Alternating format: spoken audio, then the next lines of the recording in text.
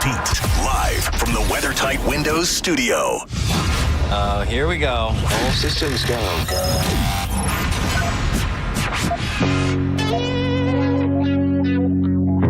This is the true story about Mac.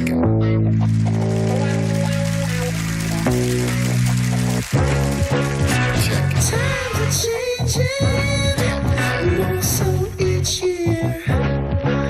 But the early morning storm pimp is here. 3, 2, 1. People are expecting quite a bit. Gotta figure out how to make money on this. I really want to. I can feel it down in my plums. We're getting a nice bluish hue. Getting ready to take them to the farmer's market. Okay, baby, but don't hurt yourself with that big juicy hog of yours. In hard times, or when a man has worked at a job 30 years, they give him a watch, kick him in the butt, and say, hey, our computer took your place, daddy. That's hard time.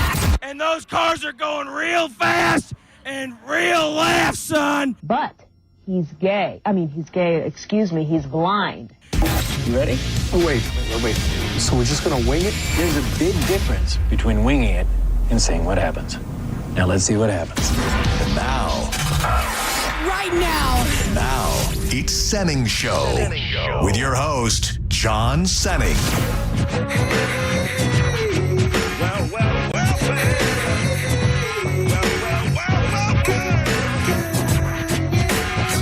And I be catching them northern bite like on the 10-pound test. Smoke cess, never fast. Take a guess. I be the early morning stone pimp. Straight limping, goons from drinking. At the party, big booty pinching. Chilling like a villain. Balloon filling, whack MC killing. The fine hoe drilling with the $1 million talent and the 10-cent brain. Been gone too long, too much cocaine. But now that I'm back on the block, I'm ready to rock left to right all night. My game's tight, I wish you might take a bite out of this here toxic, melodic, neurotic product, fresh from the harvest. Who be the largest, hardest, smartest label in town, top dog? Get down.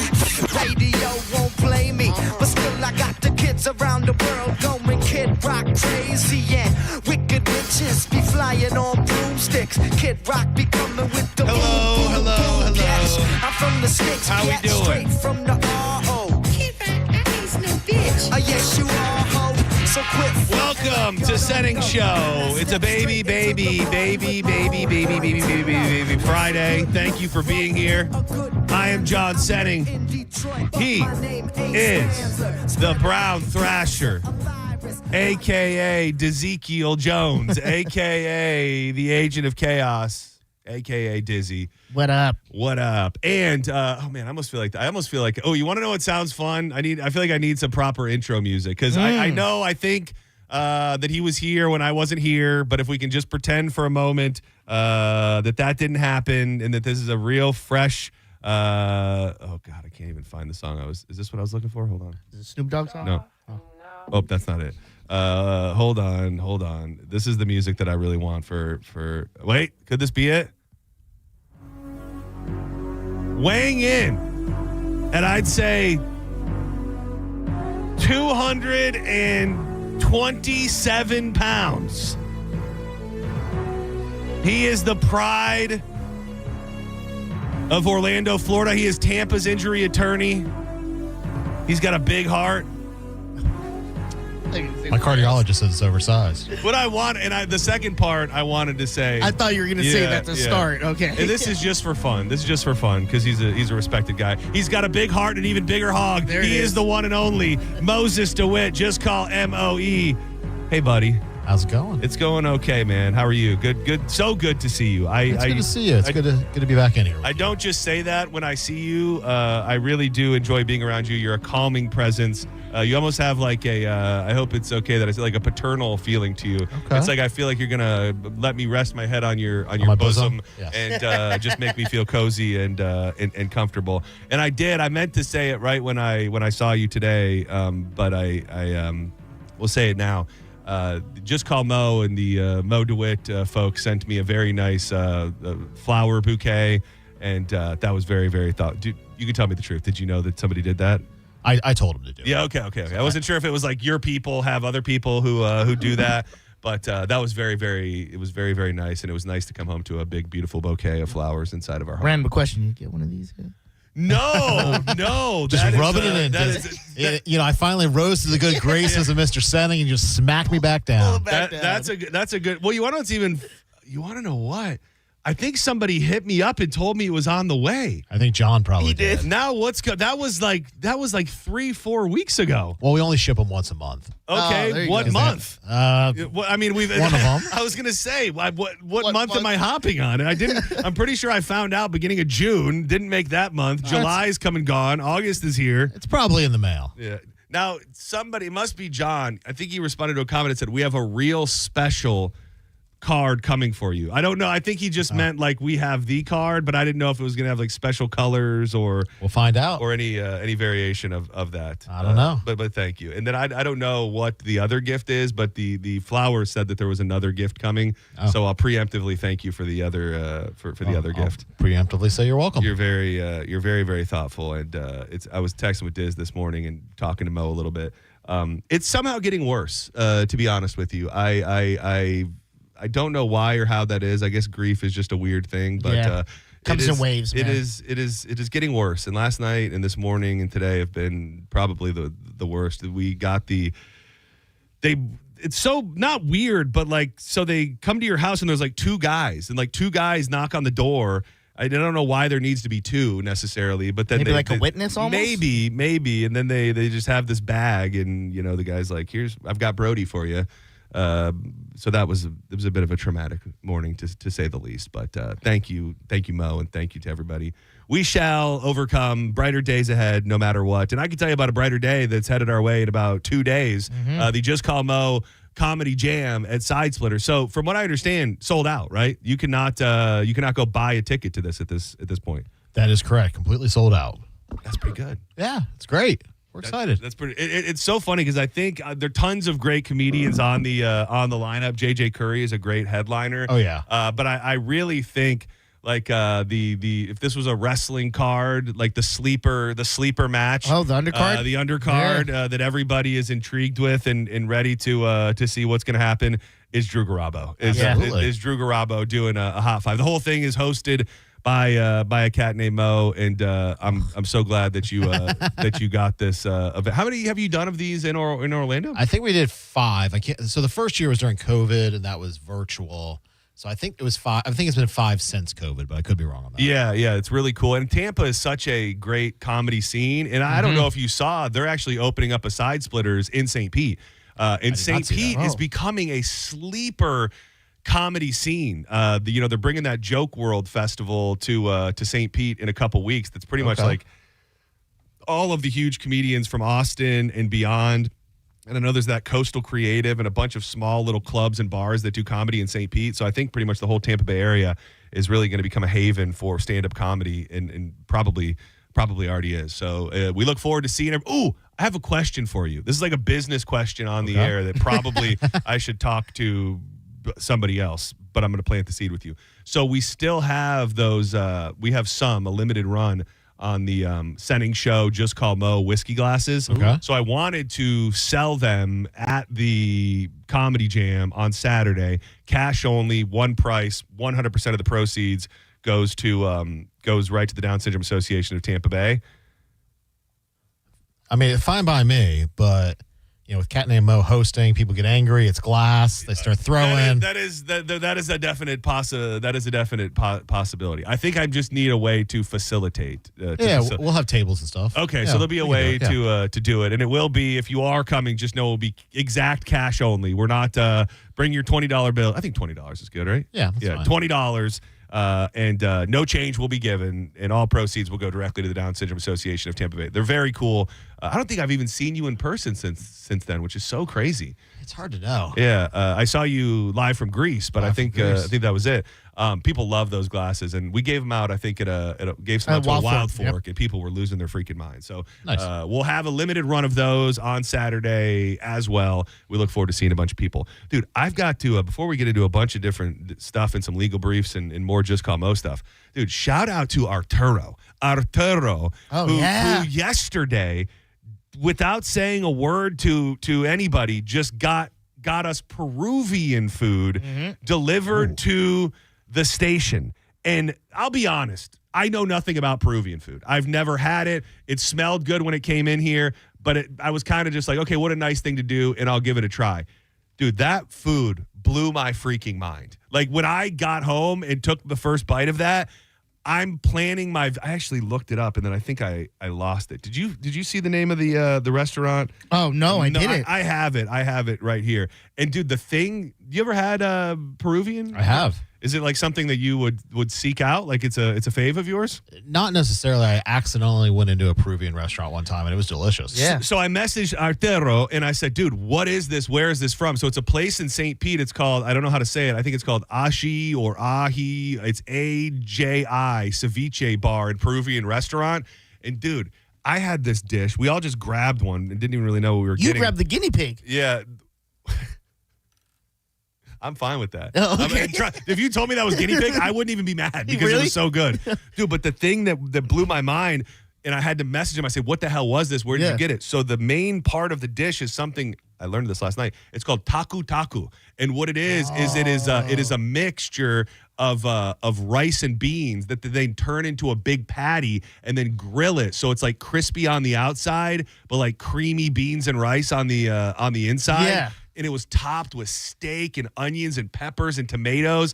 Blew my freaking mind. When you eat food that is that good and you had no idea that you were about to eat it, it makes it that much better. So shout out to Arturo and the Aji Ceviche Bar, St. Pete, Peruvian. What was in yours? Pasta, and there was like a beef in it. And then I remember I was eating it, and it was getting so full because it was so good, so much flavor. And I put it down for a bit. I look over at my phone, and it's you texting me like, dude, that's food. It really was. It really was that damn good. So thank you to Arturo. That was very, very, very, very thoughtful of you. Just call Mo. It's justcallmoe.com. Mo DeWitt. If you need him, 866, call MOE.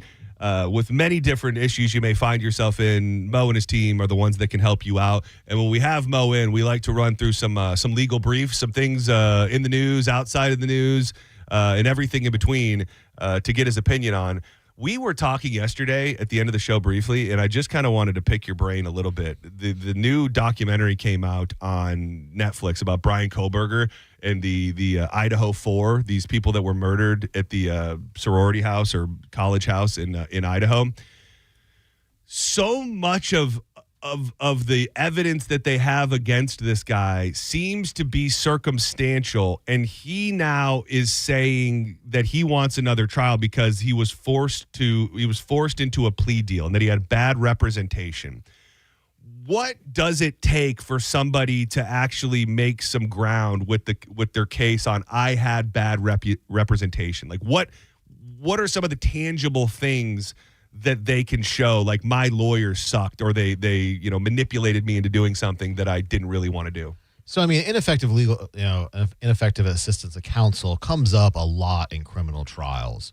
But usually it's not a case where there's a plea that's entered into. It's a case that actually goes to trial. And it can be something as simple as the attorney didn't object to some evidence coming in or something like that, which can then open the door for a new trial. Because so much is at stake, the stakes there are high. So ineffective assistance of counsel does come up a lot in criminal trials. But here we have a plea agreement. And so that's a little bit different because in order to overturn or withdraw a plea deal, basically you have to show that the agreement was involuntary, coerced, or, and this is probably what he's operating under, flawed by bad legal advice. That they somehow gave him bad legal advice and then kind of tricked him into entering into this plea agreement. I think it's a long shot. I mean, now with these types of cases, they typically explore all possible avenues, overturning the plea agreement, possibly appeals.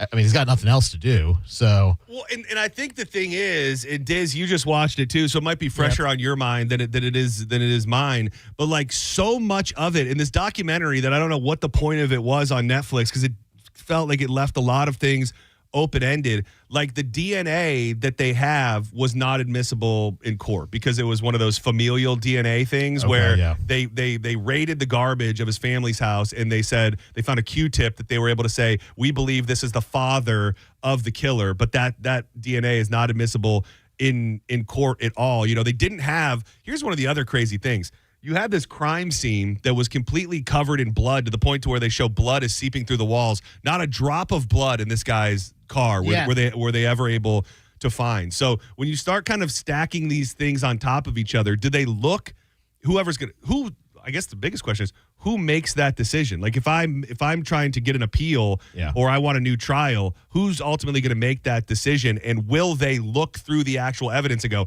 oh, damn, yeah, they didn't have a case. What the hell were they thinking? So, I mean, it depends. I mean, I can speak to Florida law. Basically, under Florida law, that motion would go to the trial judge. Most likely, the trial judge would then deny that, and then it can go to the appellate court. But the appellate court can only look at the record that is sent to them. They can't look at new evidence. They can only look at what was presented to the trial court in the proceedings below. So they don't get to automatically retry the entire case. They basically... You know, and in this type of motion, if they're going to argue ineffective assistance of counsel, that he was given bad advice, they are going to need some evidence. There's going to have to be a hearing as to what that bad advice was and how that coerced him or sort of tricked him into entering into that plea deal. I found it weird that they tore down the house so quickly. Oh, they did too. tear down the house That was like crazy quick. me. So I was laying in bed last night thinking of like the conspiracy theory here, because, you know, it's like a lot of times when you have something like this, just to draw a comparison, it's like the attempted assassination on Donald Trump. Like that kid that they took out, you know, there's nothing about him. You never hear anything about him. Maybe he was a patsy. The guy, and I'm not saying these are true, but like the guy that killed Charlie Kirk, like those are situations where you kind of understand the conspiracy theory, at least, of there being a patsy or maybe somebody else did it and they want to pin it on somebody else. So I think I came up with my conspiracy theory on what could have happened. And if not, it makes a great movie. So it was a U.S. Marine Corps knife sheath that they found in the bed. So this guy supposedly meticulously planned this murder out to where he had been stalking these girls forever, but then left the knife sheath behind. What if this was somebody that was in the military and the government was like doing experiments on them to turn them into some sort of like trained killer, and he went awry and just murdered all of these innocent people in a college house? And they knew that they could never let that get out, so they had to plant it on a rando weirdo from a couple states away. Like, I think that to me happens more than you think. Is that true? No, I don't know. Well, I just don't know. Other than just trying to give everybody closure and not want everybody in this college town to be freaked out, there's not of tons of reason why you would think that they would need to barrel this through the way that it seems, with so many answers still on it, or so many questions still left out there.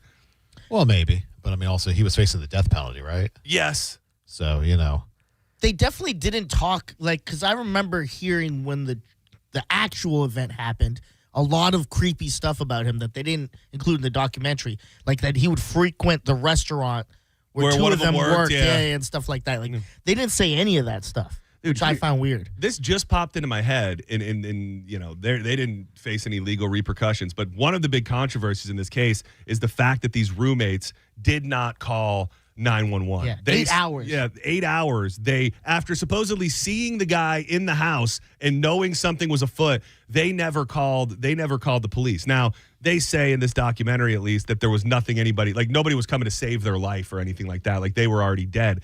But we've talked in the past about those situations where there's like an onus on an individual to call the police. Is this just a scenario where that wouldn't necessarily apply? Because, I mean, 8 hours after you saw a strange man in your home and you think a violent attack has occurred is not really, the average person can't compute that.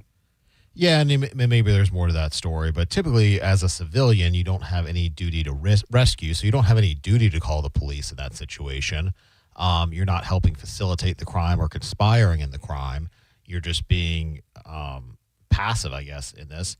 But I'm sure they would say, you know, hindsight's 20/20, and at the time, this is a house maybe where a lot of people come and go, and they just thought it was some weirdo, and they didn't want to get involved, or whatever their reason is. So there are Diz, and I don't know if you saw this. I was reading some stuff online last night that supposedly they put the Kohlberger in a lineup for the girl that saw him and repeatedly said that's not the guy. Really? Yeah, and she actually thought it was the guy in the hoodie. That's who she. There was from the food truck. From the food truck. Oh, okay. So she thought that's who it was, and told the police that upon her first interview. The other guy that the internet is hopping on right now is the weirdo next door. No, the dude next door with the big ass mustache. Oh, he's like, yeah, I told him, and then I went home because there was nothing I could do. That guy. Yeah, and everybody's like honing in on this one clip where he's like, my front door was 10 feet away from their front door, and I could see right in their bedroom. And he's got like a weird smirk on his face when he says it. So it's very interesting. If he gets another case, that's going to be another trial. That's going to be super interesting. I didn't hit the button. Let me hit the button. The world is a place, and you might just need legal representation to figure it all out. It's Legal Briefs with Just Call Mo. If I may, Mo DeWitt, we were talking a little bit before we came in here about you just took a recent trip to the mountains as well, dude. What is your review on Dollywood? I always see that Dollywood is rated like one of the best amusement parks in the United States of America. Like, is it more of a? I've never been, and I've been to Pigeon Forge a bunch of times. Is it more for kids, or could you have fun and like go ride coasters all day? No, I mean they had great coasters. I went in with zero expectations, so I think that helps. But I loved it. I mean, they had a bunch of coasters. The lines were like 10 to 20 minutes long at the longest for the most part. I think we hit like 10 coasters that day.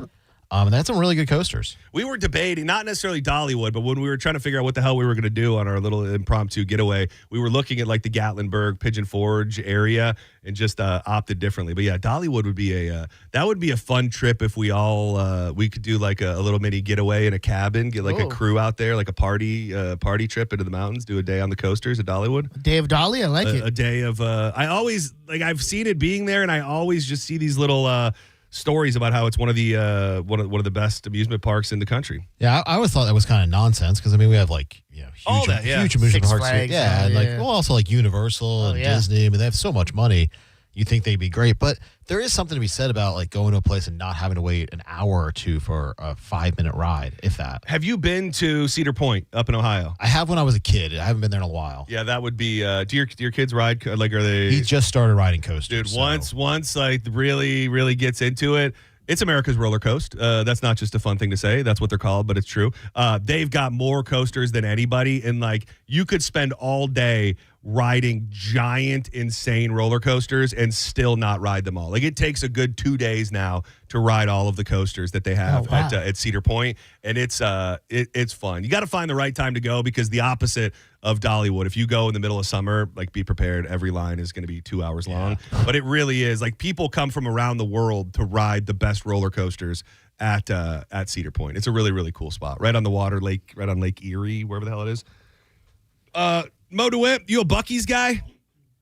I don't think I've ever been to Buc-ee's. Oh, you never? Wow. Oh, dude, this well-traveled man has been to Greece and not to a Buc-ee's. Skipped over the Buc-ee's. I'm sorry. Damn, I just had my first Buc-ee's experience. We talked a little bit about it on Tuesday, and my big takeaways were too much, too busy, too much going on, sensory overload. It's like a Walmart meets some sort of the convenience store meets a taqueria and a barbecue place all together. There's far too many people. But I did have what did I call it? A Texas brisket cheesesteak burrito or something. And it was insanely delicious. Dude, they've got a machine right in the center of the room that's making fresh tortillas. So I mean, did they? Yeah, dude, it was like right in the middle of the room. It was like a big sign that said Tortilla Factory, and there was just a machine pressing and cooking fresh tortillas right in the middle of the room. When I went, it was like almost like a deli in the middle. Yeah, they had that too, where they were like cutting up the meat, and then they had the fudge. The fudge. Fudge was and awesome. then they had like a whole damn wall like a deli, but it was jerky. Like people were like make the bags of jerky for you. I say all of that to say Buc-ee's clearly very protective of their brand. Buc-ee's has filed a lawsuit against an Ohio corner store over its logo. The company, which runs a chain of travel centers and gas stations, filed the federal trademark lawsuit against Beaver's Mini Mart, located in Beaver Creek, Ohio, on July 28th. The lawsuit has been obtained and claims that the Beaver's Mini Mart's logo infringes on the one used by Buc-ee's. I will tell you, it's just a beaver. What is the line of what is it called? Like common use or open use? Like it's a beaver. Yeah, I mean, they're going to say that there's a likelihood of confusion given the industry that they're in and the similar mascot. Buc-ee's is very, very litigious. And ultimately, they have a bunch of money, so nobody really fights them in court. Oh. So, but this is so crazy because it's Beaver's Mini Mart. And it's like, if you can't have a beaver on your Beaver's Mini Mart sign, then what are we really doing here? It's funny you mentioned them having so much money because this has been going viral, and I saw the sign when we were just there. Dude, Buc-ee's pays their people crazy. Oh, like they pay their people so I think on the sign, a general manager of a Buc-ee's makes like $300,000. What? Wow. Dude, they have like a manager, like a clothing manager that runs like the gift shop part of it and all that. Dude, it was like $175,000 a year. Like I think the cheapest pay at Buc-ee's period is $20 an hour. Oh wow! Yeah, I mean, you're doing a lot there, so I get that it makes sense. You should pay them a little more. And some people, I think that's kind of built into their brain. You know what I mean? Like they have, not every place, because they're not paying people, has a sign out front telling you what they're paying all of their different employees. Yeah. So I think not only are they busy making a bunch of money and doing a bunch of stuff, once you pride yourself on that, it's probably good for the brand as well. Looking at this Teddy's thing, it doesn't even look close. He looks more like a koala bear than a goddamn. Are you looking at this right thing? Beavers. No, that's not. Oh, that's not it? Oh, no. That's a different That's one? a different. Are they going after everybody who's got a damn beaver? Pretty much. Look at that, Teddy. Oh, dude, I didn't even. What's the date on that story? Today. It was updated today. Oh, God. Yeah. So they're just suing anybody. Is that not? Does that not? Are they such a franchise and such an entity that they don't? Close. That they don't care how that looks? Because, I mean, it's not a good look. Well, I mean, I think it's starting to get out there more. John Oliver, I think, just started a thing where he created a beaver mascot or has a beaver mascot. Yes. And and he's giving all the money to charity, and he's inviting Buc-ee's to basically sue him for that purpose, to basically make them look bad. Oh, wow. And you are, so okay. I found a list of all of them. So they sued another gas station called Mickey Mart. It was a cartoon moose. It wasn't even a damn beaver. And they won? Well, they just give up. I actually did a video about Buc-ee's and suing everybody a couple of years ago. Most people, they get a cease and desist. A few of them have tried to fight it a little bit or negotiate with them, and then they end up spending a bunch of money, and they just say, well, we give up because that's so they can't fight it that long. They get the money, Well, and you want to know what's crazy, and I don't know where they all are, but if you look at the locations that they're picking in Florida, and like the one that we went to, I believe was in Tennessee, they're kind of off the interstate in like podunk, not super developed areas. So you want to talk about like the idea of big picture, the Walmarts and eventually the Amazons coming in and taking over businesses. Buc-ee's is doing that. And then not just putting them out of business because everybody goes there. They're like, you have to cease to exist. You can't call yourself this, or you can't even have a damn moose on your sign. So for all the love for Buc-ee's out there, that's kind of that's kind of dirty and definitely directly in the face of small business. The recent law. Oh yeah, there it is. So now John Oliver is selling. He taunted the chain to sue him after creating a similar logo with a shirt that says "Buck Off." He's selling products online. Yeah, that's And then Dolly Parton just started a Buc-ee's a competitor as well in Tennessee. Dolly's Tennessee Travel Stop. And I'm sure will be cut from the same mold. Probably too big. So much going on inside. That is crazy, man. I kind of probably of just being a hater, feeling like the hype could never match it. I went into the Buc-ee's already not really liking it, and then I had a fairly decent experience there. But now, knowing this, I don't know if I can shrill for Buc-ee's any longer. The burrito was delicious, but they seem like bullies. Exactly, the bullies, but the Buc-ee's bullies, something like that. We'll figure it out. It seems like lately, and people have different reasons and beliefs on why this is happening, but we're coming off the heels, I don't even know if it's over yet, of the diarrhea parasite from the Taylor Farms that maybe was connected to Taco Bell. It seems to be dying down. Rumors of a cover-up. They said it was from the Taylor Farms folks, and then they kind of backstepped it. Now we've got another big chain at the center of another foodborne illness drama. A woman is suing Chipotle after saying she got salmonella from a chicken burrito in Roseville, Minnesota. At the end of June, the Minnesota state health officials later linked her illness to contaminated raw jalapeno peppers. The woman got sick and lost consciousness about 3 days after eating the Chipotle, which times out with the incubation period of salmonella. The woman is seeking $75,000 in damages. Like, is there a point, and maybe I'm off on this, but while talking about the diarrhea parasite, we've just been pointing out there seems to be more recalls and foodborne illnesses on any given day than ever before. Like, is there something to the argument that if there's so much of it, if like it becomes a more regular way of life, that it will be harder for these people to sue? That might be a dumb question. Well, I mean, theoretically speaking, if it becomes more prevalent, it'd be harder to pinpoint where it's coming from, which could make it harder to sue. Now, I hope we never live in a society where these foodborne illnesses are just accepted and it's not considered negligence, not because of the lawsuit angle, but just because I don't think any of us want to live that way. No. Where we're always questioning where our next batch of diarrhea is going to come from. You want to know where it's coming from. You don't want to question where it's where it's coming from. But yeah, it's also like I think there was an observation this time around too. We live in a world where nothing is super important to anybody and everything is kind of just news of the day. Like, you go back to when we've talked about the Wendy's where somebody found the rat in it and then Wendy's ended up countersuing because it did such damage.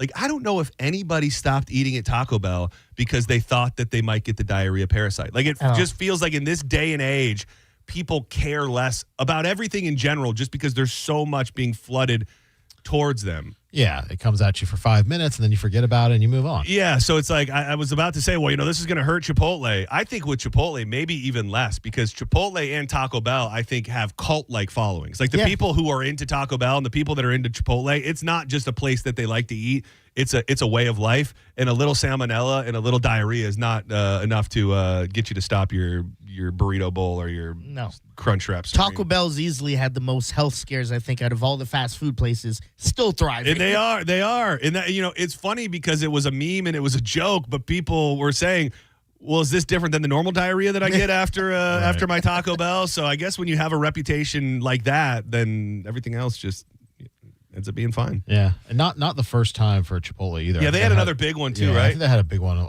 either E. coli or salmonella. And I think that was a lettuce. That was another lettuce one. Yeah, just stop eating vegetables. Which is crazy because you would assume, if you knew nothing about anything, you would assume that like the meats and the fresh meat and stuff like that's your biggest danger. Yeah. But it does always seem to be, as of late, the produce and the lettuce and everything like that. So, like Mo said, you want to know where your next batch of diarrhea is coming from. Put that on the website, Mo. He's Mo DeWitt. Just call MOE.com. We got some more with Mo coming up. I have that thing today, something that's becoming a very controversial topic in this country. There's a local tie-in because a guy is doing his best to fight the flock cameras in St. Pete.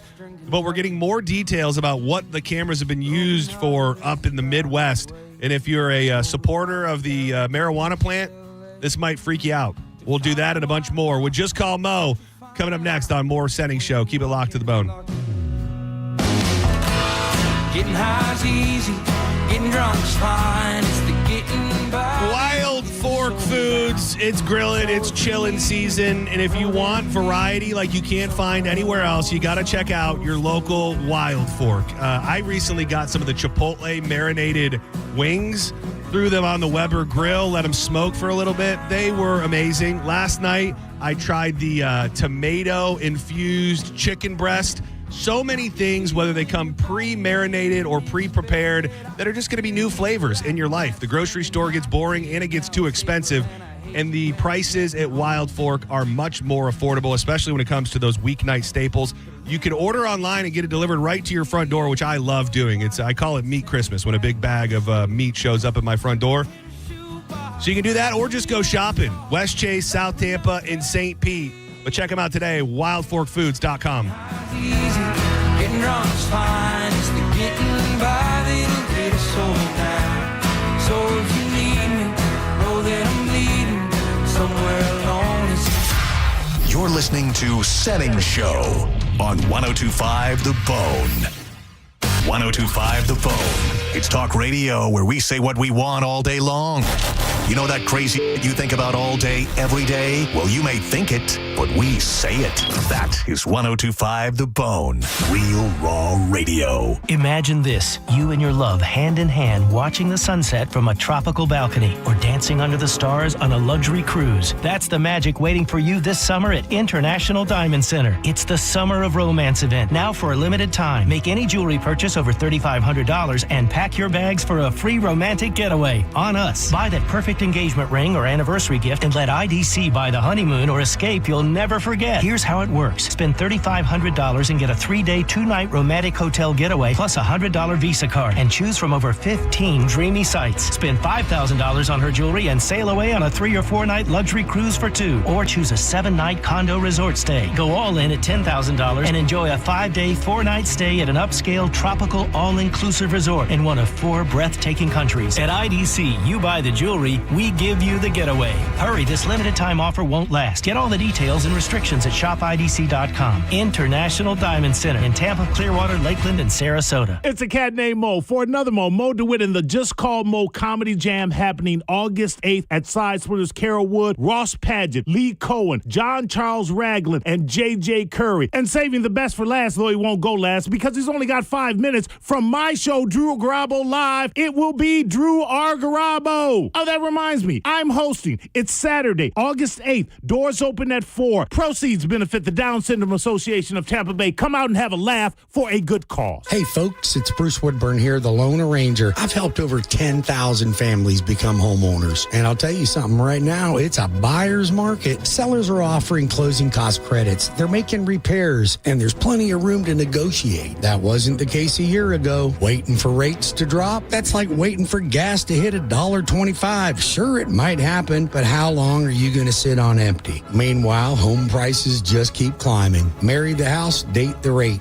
You can always refinance later when the timing is right. And don't forget, I've got programs with 0 down payment, low down payment options. And if you work with one of my vetted real estate agents, you can get up to 25% of their commission back in your pocket for closing costs. Folks, I'm not here to sell you. I'm here to help you win. Call 407-706-3313. That's 407-706-3313, or go to WeBringYouHome.com. That's WeBringYouHome.com. Dizzy here. I'm on 2 shows. You probably heard of me. I'm here to tell you about Kava Social Club. Kava Social Club is located at 540 13th Street West in Bradenton, downtown Bradenton to be exact. That's a quick trip over the Skyway Bridge, and boom, you're enjoying the best kava, kratom, THC drinks, teas, lattes, fraps, and psilocybin drinks. That's right, they have it all. And if you know anything, you know how the Cycling Frogs put me down in season 1 of Senning Show. Well, now they have something even better, and it's local. Florida Boys Company makes this Lifted Lemonade, a THC drink, 10 milligrams of THC that will relax and give you a full body buzz. And if you're thinking, oh my God, how am I going to get home? Well, first of all, stop being a puss. Kava Social Club is open 24/7, and I promise you there's always someone there, so you can go outside under the big tiki hut and make some new friends. And if you're still thinking, oh, it's so far. First of all, your voice sounds so annoying. Second, Kava Social Club is about to open a new location in Pinellas Park. Follow them on social media at Kava Social Club to stay up to date on the grand opening. I promise you, I'm going to be in the building for that. Kava Social Club, where your vibe attracts your tribe. Boo loud, baby.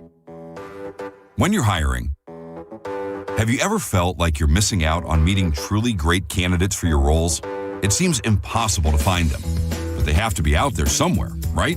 Well, they're not hard to find when you know where to go, and that place is ZipRecruiter. And right now, you can try ZipRecruiter for free at ZipRecruiter.com/radio. ZipRecruiter helps 10 million people with their job search every day. And because these people are actively looking for jobs just like yours, it's easy to find the right person right away. In fact, 4 out of 5 employers who post on ZipRecruiter get a quality candidate within the first day. But if you're not using ZipRecruiter, you're missing out. So see what it's like when the impossible is easy. When you go to ZipRecruiter.com/radio right now to try ZipRecruiter for free. Once again, that's ZipRecruiter.com/radio. ZipRecruiter.com/radio. Never miss out on great candidates with ZipRecruiter. If it feels like another sizzling Florida is here, that's because it is. But Climate Design Home Services is going to keep you cool and comfy. Get ready now with a $59 system tune-up by their experienced professionals. They're going to make sure your AC system can handle the heat. Plus, if you need a new AC system like Train, call Climate Design today. They've got extended service hours and over 1,000 5-star reviews. 727-300-1059 or climatedesign.com. Lanny went to college and racked up huge debt. A little bit over $100,000. For a degree he couldn't use? Now what? I had a friend that went to my computer career. They even helped him get hired immediately after graduation. One of the things I love about IT is that you can work from anywhere you want. You could become an IT pro in just months, including cybersecurity and the basics of AI with zero experience at mycomputercareer.edu. My Computer Career, an elite CompTIA certification partner. It worked for me, and I know it can work for you. This is one student's experience. Individual results vary. I have a dare for you. After you use your old mop and bucket, put on your whitest socks and walk across the floor. Now look down. What's that gray stuff on your socks? I used to have that too, until I switched to Swiffer Power Mop. Swiffer Power Mop breaks down and locks away tough messes. Take the dare. Try Swiffer Power Mop. White sock approved. The smarter way to clean your floors. It's time to make the swap. Swiffer Power Mop. Elysian Space Dust IPA presents the second annual St. Pete Grunge Fest, Friday night, August 7th at Janice Live, featuring the best Pearl Jam, Foo Fighters, and Alice in Chains tribute bands. Get your tickets for only $10.25 now at janicelive.com. At Fair & Farah, you have our full attention. Your case is made to order. Call us. Tampa. Now, back to Real Raw Radio. Sponsored by Anajar and Levine, Accident Attorneys. Call 1-800-747-FREE. That's 1-800-747-3733. You might know nothing, but at least you'll know that thing. Brought to you by Just Call Mo, Tampa's injury attorney. That thing. It's time for That Thing, right now on Senning Show. 1, 2, you know what to do. Yeah. Thank you. You're far too kind. Yeah. Ready? Let's go. Can I get an encore? Do you want more? Welcome back to Senning Show, getting you through your Thursday. It feels like it's been a minute. We'll be in the mix tomorrow. Looking forward to wrapping this week up. I don't know if it's going to be an every Friday thing. I think it might be. We might try to make it a thing. Joining us tomorrow on a Friday for the first 2 hours, the one and only Corey Cardinal will be in the building. Yeah, we've been talking about it for a minute. Wanted to add a little extra pizzazz to a Friday. And Corey Cardinal will be with us. I like that. I love you some Cardinal, Me man. Me too. I am John Senning. He is Dizzy. And we got our main man's Mo DeWitt. Just call MOE.com, 866-CALL-MOE. He's Tampa's injury attorney. He is an aficionado when it comes to chicken parm. You can go to moeatsparm.com. He, 94. Oh, wait. I read a fun thing. Wait, hold on. You got the thoughtfulness that you guys put into all your stuff. Mo Eats Parm, where courtroom grit meets comfort food. Florida injury attorney Mo DeWitt's never-ending quest to find the best chicken parmesan, one stamp at a time. 94 parms reviewed, 29 cities visited, and 68 have been Mo approved. Those are Jordan numbers, man. 94 chicken parms. That is we're packing on the cholesterol and maybe a few pounds. By the way, I guessed your weight. Did you tell me what it was? Oh, you're a little high. That's a heavy chicken parm. What did I say? You said 227. That was high? Yeah. I mean, I haven't weighed myself in a little while. Maybe I'm a little pudgier than I thought I can am. only go off what I know. That was high. Well, I can only go off of what I weigh, and I feel like Well, you're taller than me, though, aren't you? Yes. I mean, but I weigh if you weigh less than 225, I weigh like so much more than you. Which, I mean, maybe that makes sense. I want to ask you to get up and turn around and drop it low and strut for me, but I'll just have to next time you get up, look. Hold on, 225. What would you have guessed? Is now the witness has already been led. 208. Yeah, I mean, like depending, I'm like on a very if I'm really being fit, I'm like 205. If I'm a little heavier, I'm like 215, 218. Okay. Well, I apologize. You're not far off. Yeah, still, when you did say 220, I was like, oh, really? Yeah. I mean, all I was going off of was myself, and then I know that Mo's maybe at least a little shorter than me, and I just did what I could. Clearly, guessing weight at the fair would not be a good secondary career for me. Do you know your last Mo-approved parm? Did you have a good one? I had some good ones in Boston. When I was in Boston, they have a lot of good Italian food there. I did find out that I wish I knew his name off the top of my head, and if you're out there, sir, I'm very, very sorry that I don't remember your name. The executive chef at Olivia is a big fan of the station. He followed me and sent a really nice message along. I know that's the great chicken parm. That's over the there. hot viral chicken parm in the Tampa Bay area these days. Yeah, I've probably been sent that one like 100 times. Even though I've been there and tried it, be like, oh, you should go try it. It's funny how things like that work because, like I guess you just appreciate. You know what I mean? You just appreciate that people think of you. Exactly. But there are so many different things that will pop on the internet, and I will be sent by, especially like something Bigfoot related, like the fact Snake the Bigfoot hunter, found Bigfoot. If you didn't know, I did not know. I can't tell you how many times I've been sent Snake the Bigfoot hunter. I'm still working with his people to see if we can get him on the show. He's a busy guy. I do want to give a special shout out. This is so freaking cool because I actually sent an email yesterday. We did the Grill for America campaign with Wild Fork, Tampa Bay Outdoor Kitchens, and Budweiser. All of those appearances that we did at the different Wild Forks, we were giving away Traegers on the spot, but everybody was able to scan the QR code and register for the grand prize, $10,000 outdoor kitchen, a summer supply of Budweiser, and $1,000 Wild Fork gift card. And I had asked for the information. I did not receive it yet. And then Diz and I just were contacted a little bit ago by a great dude who I couldn't be any happier that this guy won. Shout out to Matt Storm. He is the winner of the kitchen, the beer, and the gift card. And it couldn't have happened to a nicer guy. Here's the funny part that I was teasing you with the break.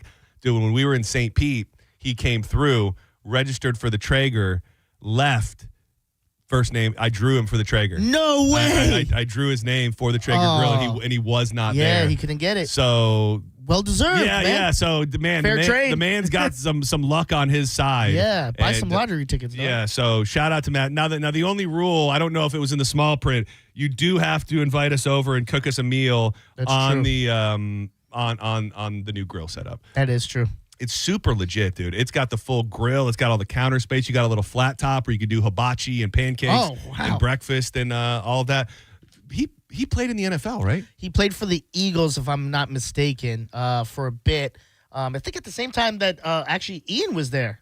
I think they actually played at the same time. I don't think he played for the Eagles. But was it the Eagles? He played for the Giants, the Redskins, the Steelers, and then he had a stint with the Arena Football League. Okay. He played in Orlando from 1998 to 2000. And then if you've seen Any Given Sunday, there's a middle linebacker in there, Mad Dog. Yeah. The crazy guy. Yeah. He was a stunt double for him. Oh, so he really? did all the football scenes in That's that movie awesome. for him. Yeah. Shout out to Matt Storm, sweet guy who got absolutely hooked up. And thank you again to everybody who came out to those appearances that we did. That was very, very cool. And by the way, you set me up for failure, you son of a bitch. I'm talking to Diz, I'm talking to Diz, not you. We were going back and forth about the guy's name who gave us the cool cups. And then you told me his name was Alan. It's not Alan? No. Adam. No. Alex. It is. Oh, it was Alex. It is Alex. I said it the first time, and then I thought you said Alex. I go, yeah, I think that was the wrong name. No, it was actually Alex. Alex. So Okay. thank you to Alex who gave us these very, very nice drinking Me and containers. John, and then I got JoJo one. Yeah, that is not JoJo. Wherever you are, just know that's Stolen valor. stolen drinking container valor. That was sweet Alex, who is a hell of a guy. Yeah, these are mine's in the fridge right now, but I love them. Dude, They're I awesome. love this thing. This is my new go-to drinking container. It's got a straw here. I'll let you listen to me suck it. Yeah. Oh, look me in the eyes when you're doing it. Oh yeah. Oh my God, some gulping power right there, bro. I can suck it so hard. Jesus. I'm just saying, dude. I get a good straw, and I know how to work it. That's all. Most blushing. Yeah, usually we get that out of the way a little bit earlier. I wrote myself a little note here, and I don't know, what you know or don't know about what may happen. But I was listening to the Dizzy's Great Spot, of course, for the Kava Social Club. They sell all those amazing THC seltzers, and the THC drinks have just blown up really across the state of Florida. Now available in grocery stores and ABCs and all sorts of stuff. They're distributed by the big name distributors that do beer and alcohol as well. Do you think that it's possible there's now been a pivot? Because I think we've heard forever, like the alcohol lobby fights against weed. Now that there's a way where these same distributors can get these products out there. Do you think those days are kind of over in the state of Florida, where it's now a completely separate entity fighting against these THC seltzers? Because it just feels like they've now found a way to make their money as well. Well, I mean, it's all about lobbyists. So who has the most money to lobby the politicians, basically? And so before it was, a medical industry, and now these sort of THC drinks. Obviously, the alcohol lobby had a big lobby behind them and could get laws passed and things like that. Now we're seeing that shift, especially with medical marijuana, but with these THC drinks, they may not be quite as big yet and quite have as much money behind them yet to really, push these lobbyists to get the laws that they want passed. It is, I will tell you, it is a phenomenon in the state of Florida, and I don't know what other states are truly like this, but like I went into a, I don't know what you would call it. It's just a ragged ass corner store. Like it's a place that I normally don't stop. It doesn't look like the safest place in the world, but I went in there to get a pack of papers. And I went in there and I got a pack of papers. Nice Indian gentleman, go figure, running behind the counter. And I grabbed the papers. He goes, hey buddy. He goes, I don't know where you get your stuff, man. You need to get your stuff from me. And dude, this dude pulls out a giant freaking canister of Bud from behind the counter and is like, this is better than anything you're gonna get at the dispensary, buddy. And he's like, and this dude's got just canisters of Bud behind the counter. And a lot of gas stations and other places are selling pre-rolled joints of the Delta or the THC. And it really just feels like the waters are so damn muddied here in the state of Florida, where you've got legit, which is the way that I choose to go, and I think you should as well, marijuanadoctor.com. Diz is legit now too, where you can go to the dispensaries, you know what you're getting, you know the THC contents and all of that. But you can also just go buy some weed from a gas station and get a bunch of drinks and all of these other things from the Habibi. Whoever it may be, but the state of Florida currently is a little bit like the Wild West, and I don't know if it's like a good thing long term. I like the idea of people some of making this stuff's money. just illegal. Well, and I guess that's really what I wonder as well, because from what I understand, there's not a way for, like, let's say the DEA rolls up into one of these cash and carries or whatever the hell they are, quick stops, and they take the weed. From what I understand, there's not a real way to test like what it is. Oh, like if it's weed, and that's why, or the Delta. Like when they passed this agricultural loophole, I think the big part was we just can't tell what's what anymore. So that's why they're able to get away with it, because there's no way to determine. Well, and I don't know much about the testing on that. I know, with the THC drinks, it has to be less than 0.3% total Delta-9 THC within the drink itself. Oh.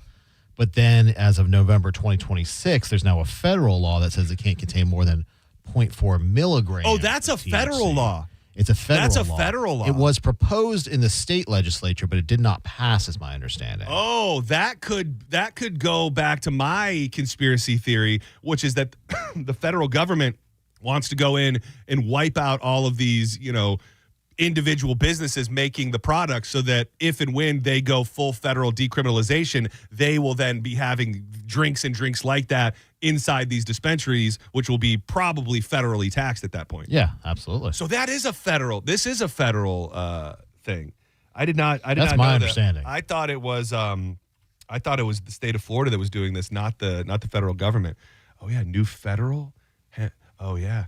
That's what I think might be happening then. I think maybe after they rescheduled it and maybe we're being a little more open to it, maybe they're behind the scenes working on the framework on how they're going to let the Fed take over all of the weed sales, so they're wiping out the independent market before they do that. Could be. Right? That's not that crazy of a conspiracy It's theory. not, crazier things have happened. So I would say, personally, stock up. Yeah, start stocking now, just in case. But yeah, the federal government set a strict new limit of 0.4 milligrams of total THC per finished can that is supposed to go into effect November 12th, 2026. That will reclassify over-the-counter gummies and drinks, which kind of like what Mo said, and I think you can attest to this, Diz. Like, you could drink one of those drinks and be fine, and then you could drink one that supposedly has the same milligram on it and be comatose for 3 days. Like, they're really, and I don't know if that's a great thing, but there is a big variance depending on the product that you get and who makes it. Like, you kind of have to just take each can that you try and hope. The one I had in here effed me up. Yeah, and then I've had like 2 back-to-back, and I felt good, but not as like crazy as I felt the day that I had it in here. Yeah, I think that one was supposed to be like the 50 milli. I think. Yeah. I think the one that you drank was like which if it's a real 50 milli, I think that I think that's by the way, people are trying to guess my weight in the chat. Really? John is at least 250. Yes, I'm over. Well, the day that I weighed in here for the Pat weigh-in, remember that I got down to 246. Yeah. I was hovering around that for quite some time. I will say I'm probably pushing 255, closer to 260 at this exact moment. I was pretty damn off the rails on my little excursion across the mountains. You're gonna stop at the gym up there. Yeah, That's crazy to think, I'm eating my feelings right now. I'm not going to throw the restaurant under the bus because I like the place. I had the worst lunch of my life today. I had a lunch today that was so terrible that I didn't eat it, and it like made me physically upset. Like, really? And I didn't ask for a refund or anything. Like, if you come to the table. And maybe I have legal ramifications here, Mo. Like, if you come to the table as a waitress and I've taken one bite out of a sandwich and I've pushed it all the way to the corner of the table, like, I'm not going to eat this. Like, do you just take it off the menu? Like, do we need to get into the weeds on how disgusting and dry and nasty and unedible it actually was, or do you just do the right thing and take it off the menu? I mean, a good restaurant will take it off the check for you. Because she even said, she goes, she even made a joke and said it was a French dip, which I don't know why the hell I ordered a French dip. She goes, okay, well then I guess maybe I'll tell them we need to take the French dip off the menu. And I'm like, okay. Seems a little passive. Well, how about I just don't pay for it at this point? So I don't even know what made me think of that. What was it? Oh, BB and Fat. That's what it was. Okay. The flock cameras seem to be the talk of the town these days. So there is a guy.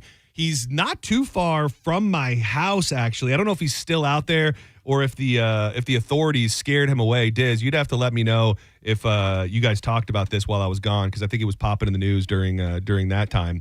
There was a guy on 54th in St. Pete. There's a flock camera over there. And he took, so he's an old guy, he's retired, and he took a pool, skimmer? Like the pole that you would use, like a pool pole, that you would, whatever, and he put a big piece of cardboard on it, and he sits next to the flock camera, and just holds up the pool pole, blocking the flock camera so that it cannot read anything. I don't think we talked about it, but I did see that because he was sitting like in a little lawn and he chair. had like a little Hawaiian shirt on, and he's just living his best life. And I do see that the St. Pete police have come out and oh yeah, here it is. Hold on, I might have a little piece on this guy. Stand by. Channel 10. Everybody, you standing by?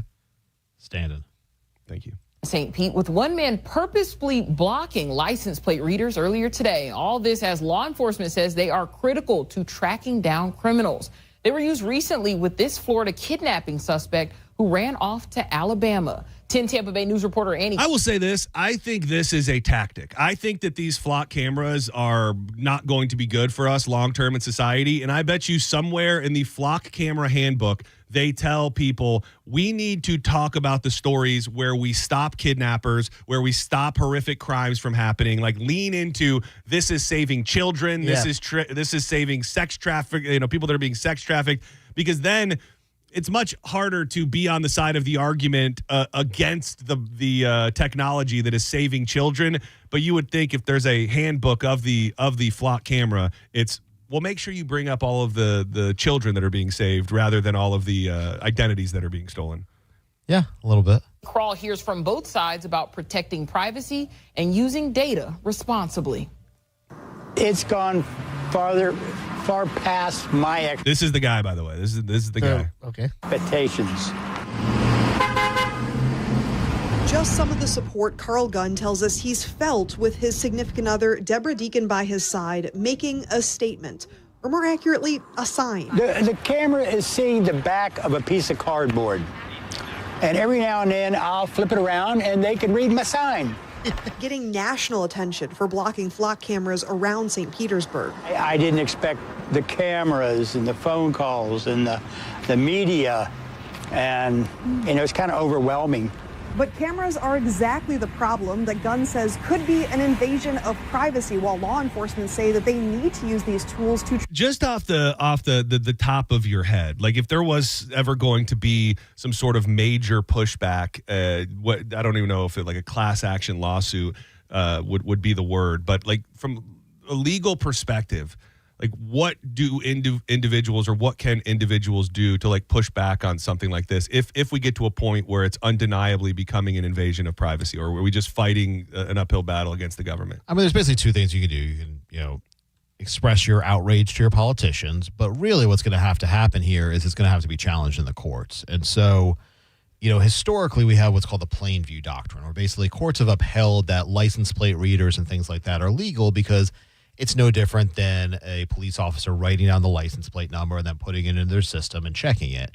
But here there is an argument that it goes beyond that. And this hasn't been challenged yet, but it will be challenged under what they call the mosaic theory. And so basically, historically, police officers have taken like cell phone data and they've used what towers you've been paying off of, and they can track people. Brian Koberger. That's what they did with that guy. But they had a warrant for that. So you need a warrant because of the Fourth Amendment. And so if you're doing that without a warrant, the courts have historically said with cell phone data at least, that is illegal. And so the argument here is that they're using the flock cameras to track people just like they were using cell phone data, so it violates that mosaic theory.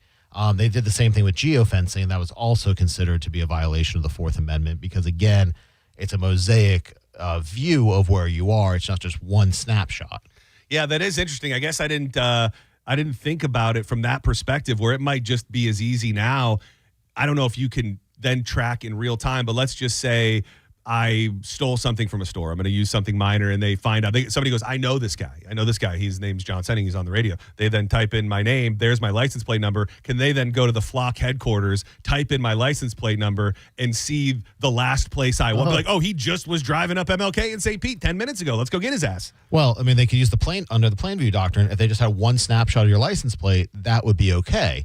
But if they're going to track you, if they're going to say, well, he left his house, he went here, he came back here, that's the mosaic theory where they would need a warrant for that. Well, this is the perfect case for that going against what you said then, because I was hearing about this story a couple weeks ago, and I think I even brought it up a couple times, and I was only seeing it on like weed Reddits because people were like, oh, they're coming for the weed people. And now it's starting to be reported nationally. They're calling it one of the more invasive stories coming out of this. There's a guy in Wisconsin, and they determined that the man in question, his name was Edward Abrams Phillips.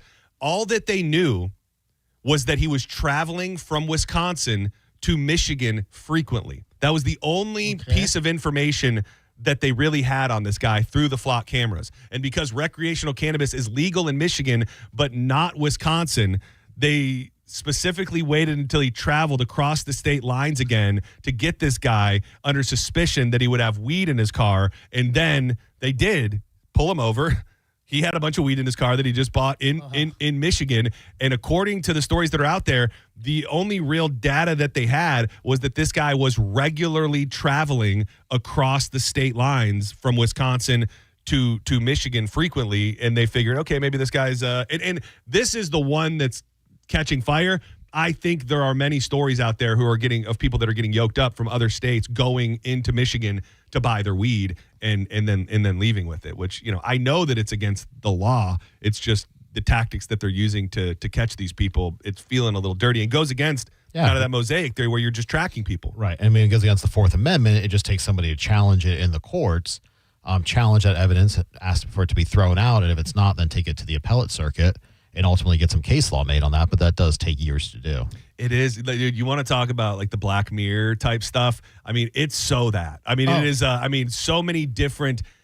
If these are just because, first of all, I feel like 3 months ago I didn't hear the word flock camera. Like I didn't know what it was. Like it's almost like, hey, here's this thing called the flock camera, and guess what? They're on every street all around the country. Like they've been silently putting them up and making this, giant system of cameras all around the country, and we didn't really find out about it until it might be too late to actually do anything. And today we're fighting crimes, and then the next day it's I hate to bring it up, but other people are as well. Imagine something like this during COVID times, where there were situations where in certain places you weren't supposed to go, and then next thing you know, they're tracking you because you broke a lockdown, and then they see you on a camera and they come and get you. That's just the most basic real life application off the top of my head. But so many different scenarios where the government could hypothetically just know where you are and where you're traveling at all times, and I don't think I like it. Yeah, it seems like something they'd put in place in North Korea. So it is, and I think over there in certain places, it's like that. Like it is, they're very open about the fact that they know where you are. I think, I don't know what it's called. Have you been to China? No, I haven't. I feel like in one of those Asian countries, they have like these big boards of like people's names who've like committed crimes. Really? That they're like actively. It's like a leaderboard of criminals. Pretty much, and we might not be far off. Big Brother's always watching now.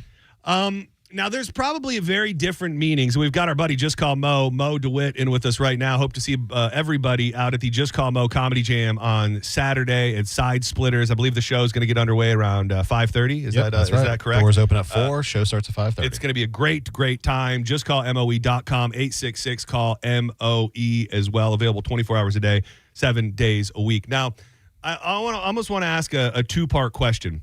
Like in your world of cases that you've been a part of, like what is the most prominent scenario where somebody could be held in contempt of court? Or most prominent scenario? Or even a scenario. Well, I mean, people often don't abide by court orders, and they face contempt charges, and sometimes they continue to not abide like, by would that orders. be like an injunction, or even like, is that? Well, I mean, an injunction is typically a separate, there's a separate statute for violation of an injunction, but if I once actually I had a judge ordered a representative of Bank of America to report to the Lake County Jail if they didn't turn over documents to me. So they continued to violate a court order by not providing the documents I requested, and the judge basically said if either you give them the documents by noon on Friday or you report to Lake County Jail and you sit the weekend in jail. Damn. Until the documents are produced. Obviously, they gave me the documents. So like a case like that, people not producing documents. Now, there's also what we call direct contempt versus indirect contempt. So that might be like indirect contempt, something that occurs outside of the courtroom. But if an attorney or a litigant, a party to a case, talks back to a judge or curses to a judge or something like that, that can be direct criminal contempt or direct contempt. Could be criminal depending on the situation. So the reason I ask, and I wasn't even connecting that there was a flow here with the COVID theory, but a Senate committee has voted as of today to hold Dr. Anthony Fauci in contempt for declining to answer questions about his handling of the COVID-19 pandemic. The Senate Homeland Security Committee voted 8-5 along party lines to refer the former director of the National Institute of Allergies and Infectious Diseases for potential prosecution as he invoked his Fifth Amendment rights 111 times last week. Now, I know this is hard to comment on in a straightforward legal manner because there's politics involved and there's other things, but I guess my big question is, if the Fifth Amendment protects you and you can invoke that, how can you then be held in contempt? I'm not saying that I've got a problem with this necessarily, but like, how can you be held in contempt of court if you're invoking a right that we have? Well, they would argue that since he was pardoned by President Biden, that he really can't invoke that right because he can't be subjected to criminal prosecution. He's just protecting his own image. Right. So that would be their argument. I think his argument might be that given some of the statements that have been made by the Trump administration, given the auto pen and things like that, that they're unsure of the validity of that pardon. So he has the right to invoke his Fifth Amendment right. Again, that's speculation there. It's just a possibility of arguments on both sides. But I think essentially that's what's going to play out. And I will say it's not even that crazy. It will be more of a political win, I guess, maybe. I can't see where this happens. But if convicted, it would be a misdemeanor contempt charge. And he could face up to 1 year in prison and $1,000 fine, which I don't see either of those things happening. He could probably be held in contempt and then end up not really having to do anything or exactly. go to prison or pay any money. Somebody with no criminal history, a misdemeanor charge, is probably facing a fine and maybe a little bit of community service or a probation, something very, very minimal. It is crazy, and I'm very far removed from feeling like I need to deal, or dig my heels in on like the COVID debate or anything like that. But it is just fascinating to see the guy that was kind of in charge of this whole thing not willing to answer basic questions about what the hell and how the hell it all happened. Like there's no way to really take it other than this guy is hiding things, especially with the fact that he has immunity. It just feels like he doesn't want us to know something that's going to make him look worse than just refusing to answer questions for hours on end. Yeah, I mean, I don't know. Obviously, I can't get inside of his mind and see what he knows or what he doesn't want to say. But given the political climate, I can understand there being a concern on both sides there of potentially what could happen to him, and he's sort of been pushed out there as this person to blame for a lot of this stuff. So I don't know. Lock him up. Lock him up. That's what I'm saying at the very least. He is Mo DeWitt. Hit him up. Just call MOE.com. Are you going to have like a special autograph signing table on Saturday where people will be able to come hug you and meet and greet with you? Or I have a strict 12-foot rule. Oh, you do? Okay, good. Don't look me directly in the eyes. Yeah, I know you do. Has the side splitters been good with your rider? Because I know you do normally. So far. I think when I read it last, Chilean sea bass, I think that was caught within 7 hours was a big one. 6.5 hours. Yeah, you do like the young coconuts that only come from one small part of, I think, Paraguay, I believe. Yeah, they're slightly endangered, but I don't see a problem with that. Yeah, and just a few, they've been okay with it so far?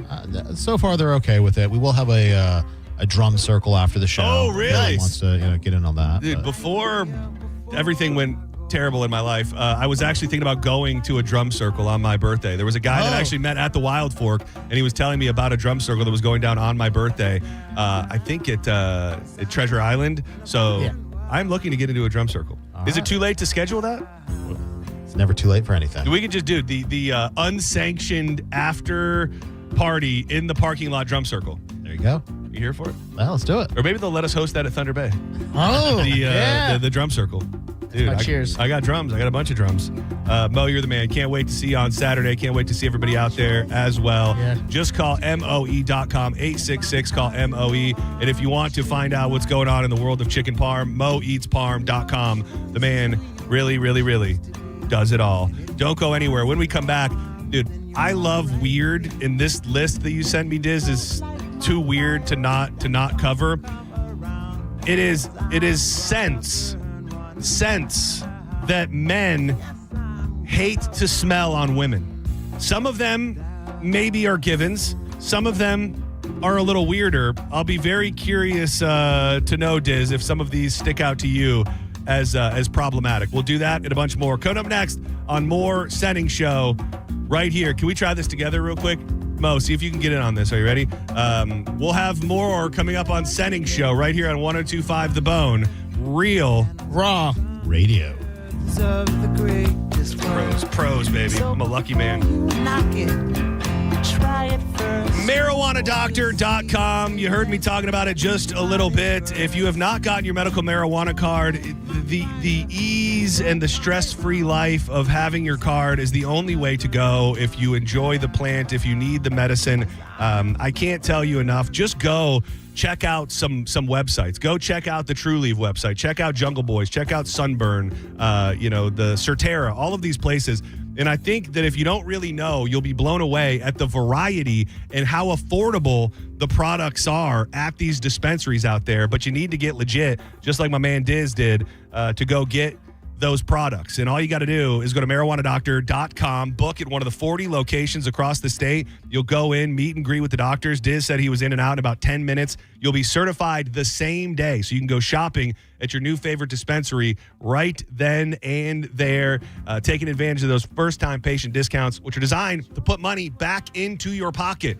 So check them out today and book that appointment. And right now, the code BONE30 is live. That's going to save you $30 off the initial certification. BONE30. Book it today at marijuanadoctor.com. No harm, then you're all right with me. If you don't like my fire, then don't come around, 'cause I'm gonna burn one down. You're listening to Senning Show on 102.5 The Bone. Friday, September 4th at Bay Care Sound in Clearwater. The Bone welcomes Yellow Card.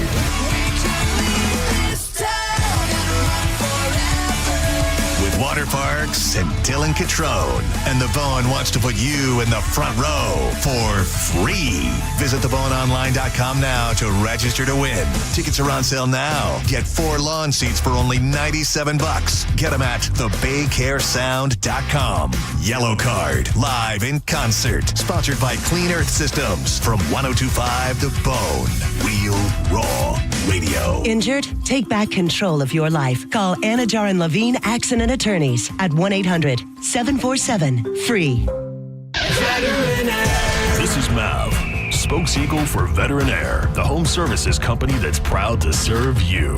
Remember, when it comes to protecting your nest, you can soar with the eagles or run with the turkeys. At Veterinaire, our plumbing, electric, and HVAC techs are highly trained experts on a mission to deliver quality, timely, and reliable service. So don't settle for any gobble-gobble. Enlist Veterinaire for your next home services need. I'm Ultima Morgan of Morgan & Morgan. Every time one of my children started driving, it was terrifying. Thousands of accidents happen across the country. We see it every day. If you've been injured in a car accident, call us. Dial pound law or visit forthepeople.com for an office near you. Mike Calta here. Are you thirsty for a better Thursday? I've got you. Head to Grillsmith for Tito's Thursdays every single Thursday from 4 p.m. till close. You're getting Tito's vodka cocktails and martinis for just $7. That's a real pour at a real price. Grab your friends, settle in, and pair your cocktail with Grillsmith's signature menu favorites while you're at it. Tito's Thursday, every Thursday, 4 p.m. to close, only at Grillsmith. Trust me, I'll see you there. John Senning here. Look, I don't need to be an attorney to tell you distracted driving is bad. And Tampa attorney Mo DeWitt sees the aftermath every day, and it's awful. Do me a favor. Eyes on the road, hands on the wheel, and keep it right here on 102.5 The Bone. If you're injured on the go, just call Mo. Just call MOE.com. Imagine this, you and your love hand in hand watching the sunset from a tropical balcony or dancing under the stars on a luxury cruise. That's the magic waiting for you this summer at International Diamond Center. It's the Summer of Romance event, now for a limited time. Make any jewelry purchase over $3,500 and pack your bags for a free romantic getaway on us. Buy that perfect engagement ring or anniversary gift and let IDC buy the honeymoon or escape you'll never forget. Here's how it works. Spend $3,500 and get a 3-day, 2-night romantic hotel getaway plus a $100 Visa card and choose from over 15 dreamy sites. Spend $5,000 on her jewelry and sail away on a 3- or 4-night luxury cruise for 2, or choose a 7-night condo resort stay. Go all in at $10,000 and enjoy a 5-day, 4-night stay at an upscale, tropical, all-inclusive resort in one of 4 breathtaking countries. At IDC, you buy the jewelry, we give you the getaway. Hurry, this limited time offer won't last. Get all the details and restrictions at shopidc.com. International Diamond Center in Tampa, Clearwater, Lakeland, and Sarasota. In a world that never stops moving, aviation never stands still. And behind every safe takeoff, every smooth landing, stands an aviation maintenance technician. Those skilled technicians are built in hangars, in classrooms, built at National Aviation Academy. In as little as 14 months, you can train to become an aviation maintenance technician, the backbone of every aircraft, the steady hand behind every solution. Aviation moves fast. Your future can move faster. Next night class starts August 31st. Visit ufixjets.com today. For more information about our statistics, visit naa.edu/success. This is the story of the one who keeps multiple buildings running smoothly day after day. Plumbing that flows, HVAC that hums, cleaning supplies that keep surfaces sparkling. That's why she counts on Grainger. With easy reordering online and 24/7 support, Grainger helps her keep the products she needs on hand. So shelves stay stocked and buildings stay ready. Call 1-800-GRAINGER, click Grainger.com, or just stop by.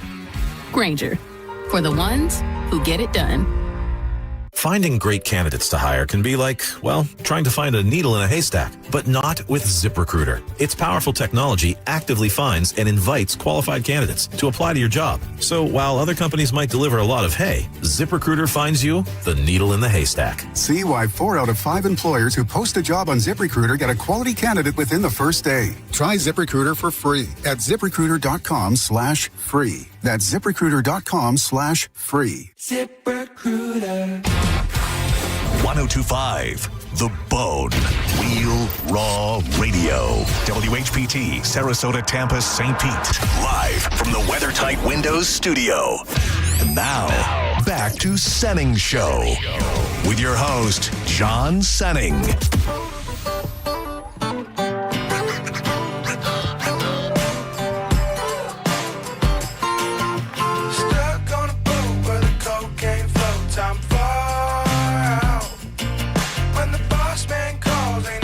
At all, I'm far out.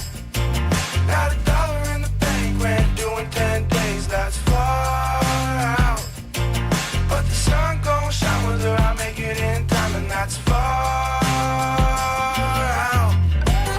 Welcome back to Senning Show. Thank you so much for being here. My name is John Senning. He is Dizzy. Hit that. Let's hear that bad boy. Let's hear that maraca. Hit it. I want to see if I can play engineer so I can get it perfectly sounded so it sounds like you're part of the song. Oh yeah, you're hitting it. Cause my girl just said she want a girl in the bed, and that's far out.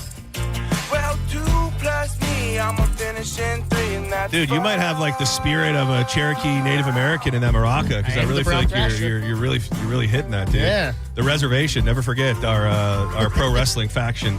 Love Dylan Catrone. This is Dylan Catrone, if you didn't know. And I've got a little bit of an announcement to make, if I may. Oh, this is news to me, too. Yeah, I was told that I could lightly tease it, but I think we're far enough down the road that I'm going to just go ahead and blow my load, for lack of a better term. Like a month away, right? Yeah, so next big thing, September 4th, 2026, Baycare Sound. Being headlined by Yellow Card. Another band, Water Parks, is on the bill. And opening the show is Dylan Catrone, our dude, who is blowing up very, very quickly. I think I heard he's been writing music with Jacob from Sublime. He's really, he's connected, and he's doing big things. And we locked it in last night. Something very, very cool. Senning Seawall Session, a private, intimate acoustic performance from Dylan Catrone right on the water side in Clearwater the day of next big thing.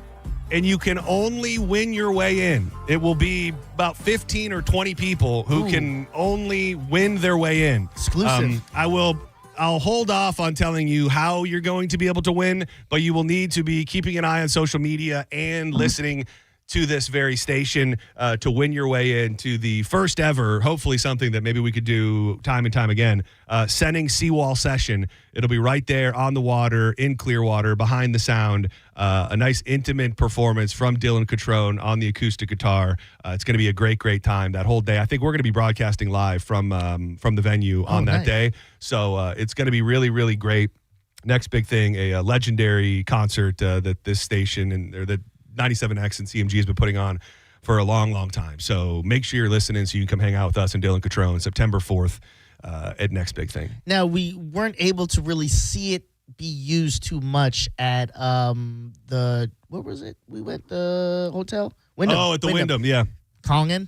Oh, dude, the Kong, I think if everything works out the way that it should, this will be the open air broadcast that we were looking for. Yes. And I would definitely think that the vibes will be on a Friday. Yeah. It'll be a Friday outdoors on the water, all leading up to a nice little private acoustic performance from Dylan Catrone. So what we really need to see if we can do, and he's respectable and he'll have probably one of his biggest shows of his life that night. But maybe we can get Dylan to hit the Kong real quick too. He will absolutely. You would think so. Yes. You would think so. But yeah, make sure you're staying tuned and locked in to win your way into to the Senning Seawall Session. Dude, this list is intriguing to me only because I'm curious if some of these things that feel bizarre to me are in your head already or that you've ever thought of. Some of them are clear as day. I have a major aversion to scents, to smells. Okay. Like it's not. I'm not going to paint myself as some sort of like a perfume Nazi, but like definitely there's been many times throughout my relationship with Danielle where I'm like, no. Like if she gets into bed with like a lotion or something on that is like super pungent, like I feel like I can't sleep. I know that's insane, but like if there's something aggressive in my nostrils, like it's a thing. You can't relax. Yeah, I get that. it's definitely a thing between her and I where it's like, she's like, is this going to work? Do you like this? Do you not? Like, I like very natural, like earthy, woodsy scents. Not like, I don't like fake flowers. I don't like things that smell like alcohol-y. I don't know any other way to explain it. So I can vibe with not getting down with scents, maybe a lot of them. But this was 20 scents, as in smell. Men never want to smell on a woman. And like I said, some of them are clear as day. Some are not. This first one, though, it's not just like women or perfumes. It's everywhere. And to me, I smell it more in candles. And the fact this is on the list is very funny because I have a theory of what it actually smells like. Burnt caramel perfumes. Men hate it, I guess. But I think that candles that are like maple or caramel or butterscotch or maple syrup, certain ones.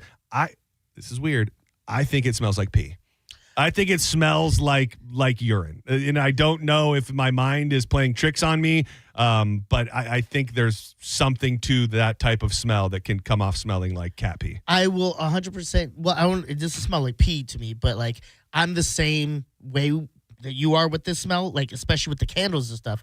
I remember like my girl at the time, she got like those little wax things. Yeah. And it would be that and it would melt in the dish. Oh, like a little, a little melter, warmer deal, yeah. So when you first open it, okay, it doesn't smell that bad. Once it starts burning, I feel like within 5 seconds it smells like a dirty Waffle House or something it's like something that about that smell. Yeah. There's a whole category that just is not is not good. Like candles, used to be big candle guy. Yeah. I hate 95% of candles. Like if I'm burning something in the house, it's Nag Champa. It's incense. I like that earthy smell more than anything fruity or not a big candle guy these days. Fruity, I think I would agree because it would very much depend on what kind of fruit smell is coming from it. I might be okay. Like a blueberry, I don't know. Blueberry might smell kind of good. Well, it's funny. You're close to the second scent on the list.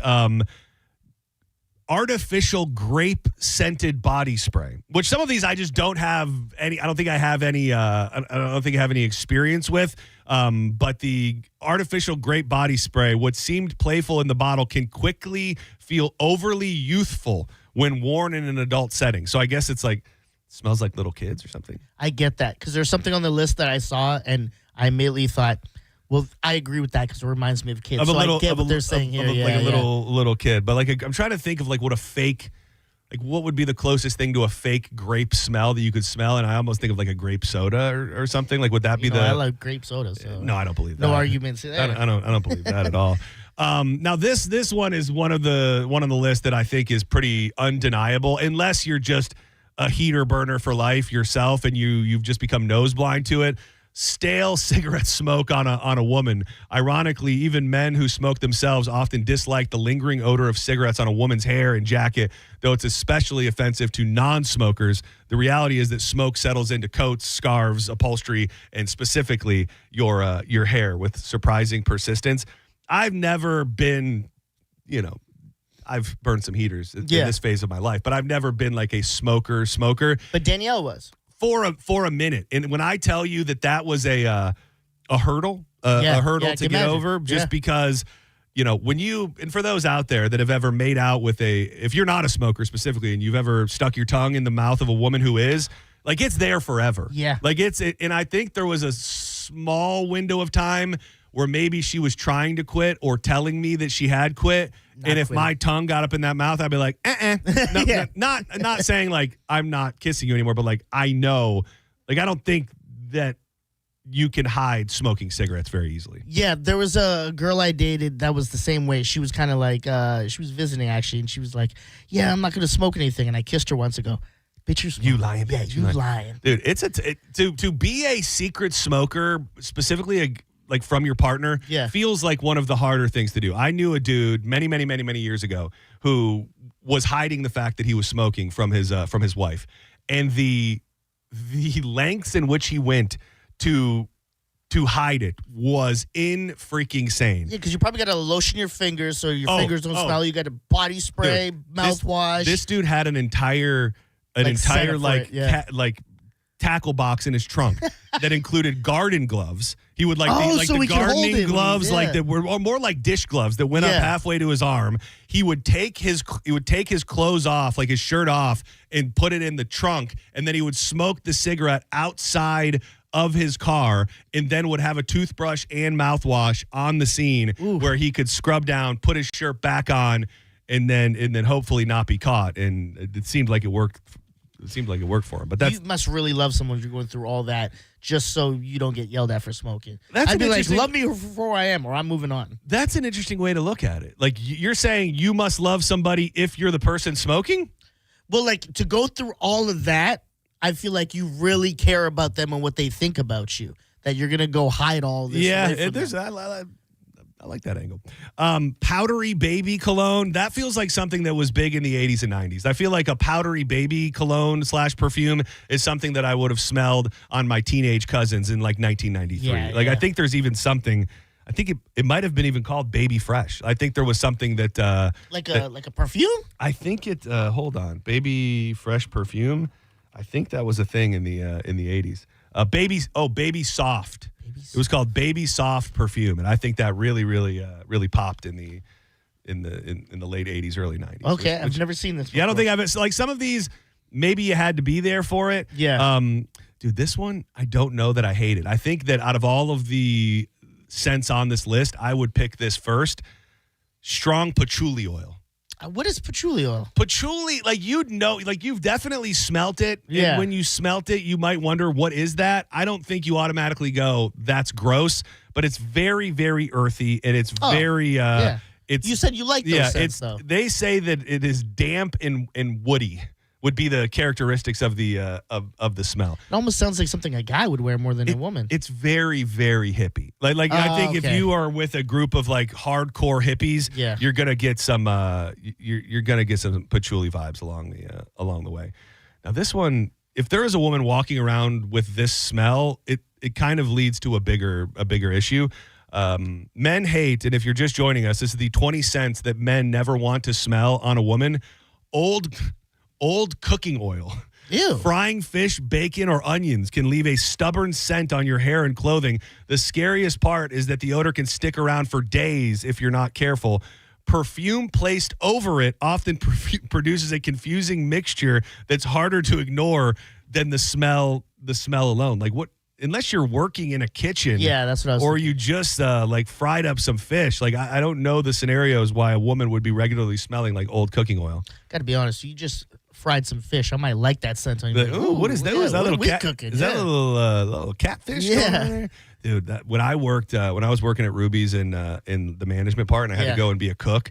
Dude, there was a smell that came along with that you could not get off your body. Oh, yeah. Like if I was working the fryer, it was a mixture of the fryer, and then we used liquid smoke when we roasted the ribs.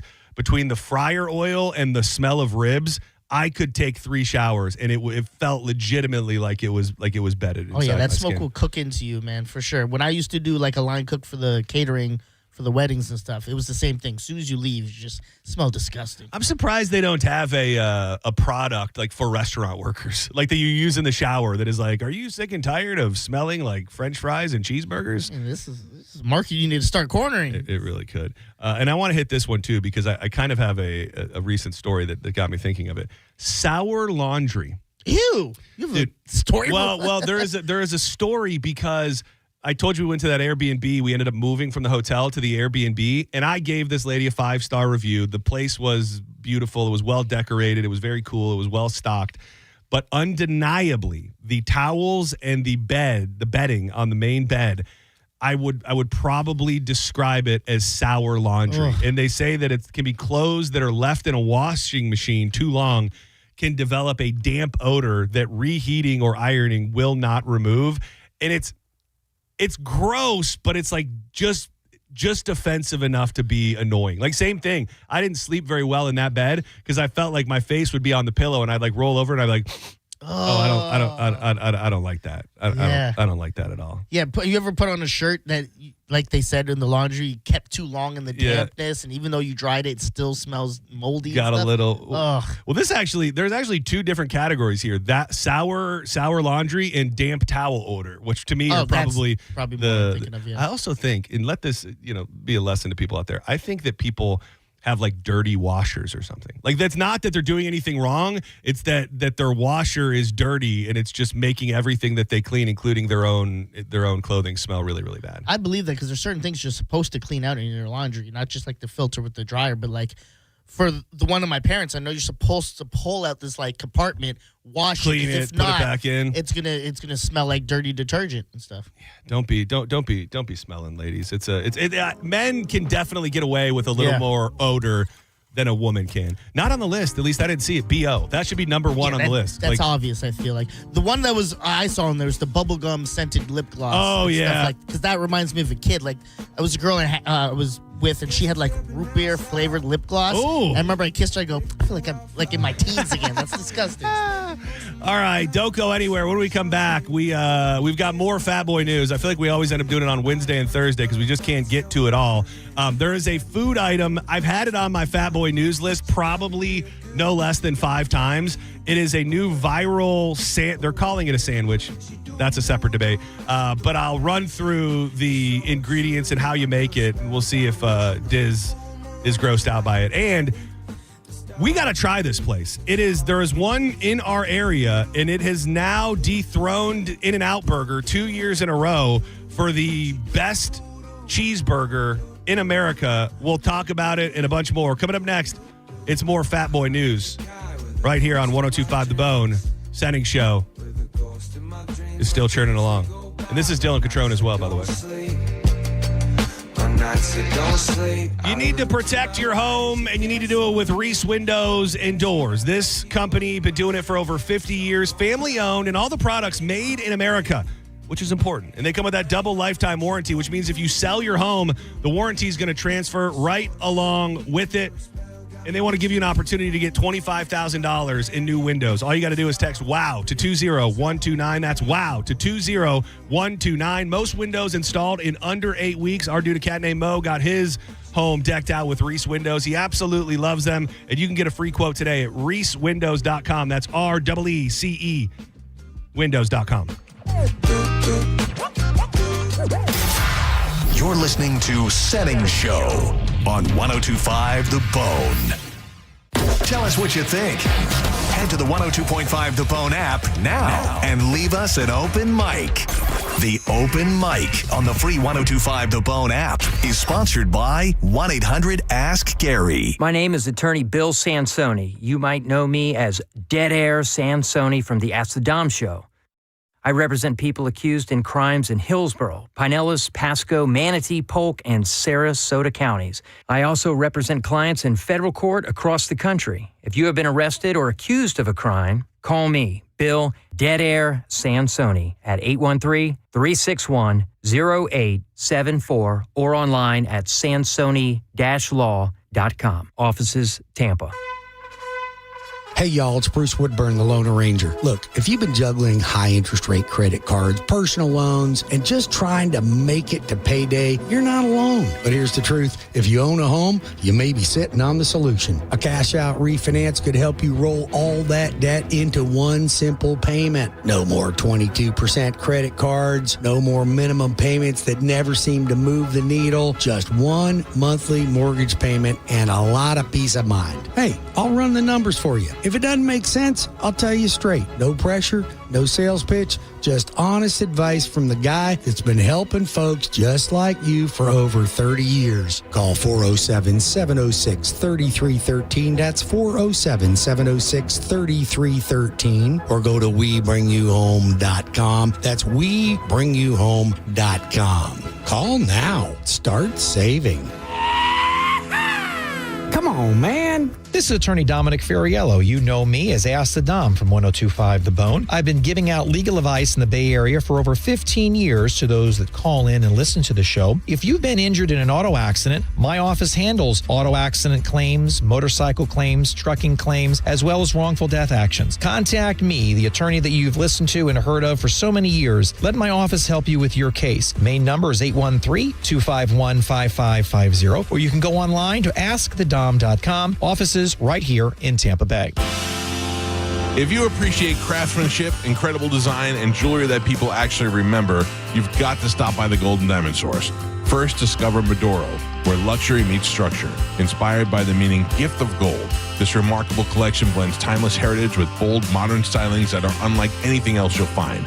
Then take a look at the Julieve collection, the exclusive collection personally created by Stephen Julie. These stunning world-class pieces combine extraordinary gemstones with one-of-a-kind designs that truly stand apart. We're talking museum-quality jewelry that's made to be worn proudly for years. Celebrate through life's biggest moments and eventually pass from one generation to the next as treasured family heirlooms. You simply won't find collections like Medoro and Julieve anywhere else. They're only available at the Golden Diamond Source, where every piece tells a story. It's a love you give only at Golden Diamond Source.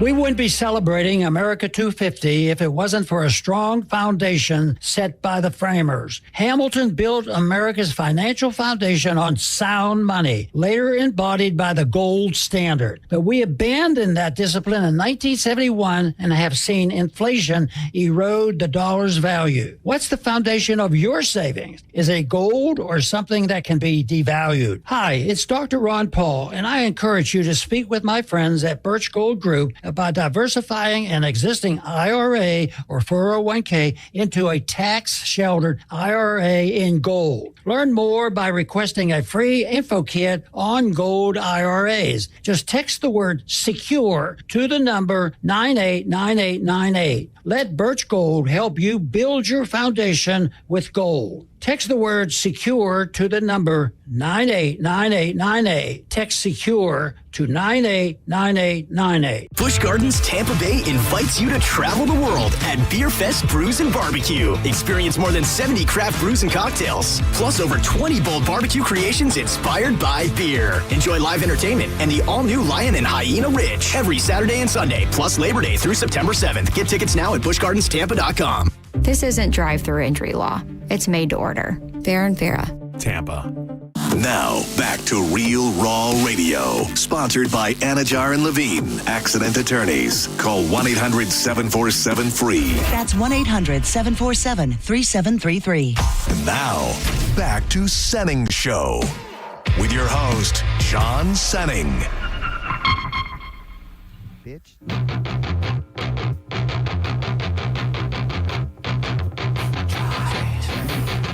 Thinking about revisiting my 13-year-old metal phase that I went to. Whoa. Don't be scared. Okay, that might actually work. Really? Oh, yeah. Oh, I don't hate that. I don't hate that.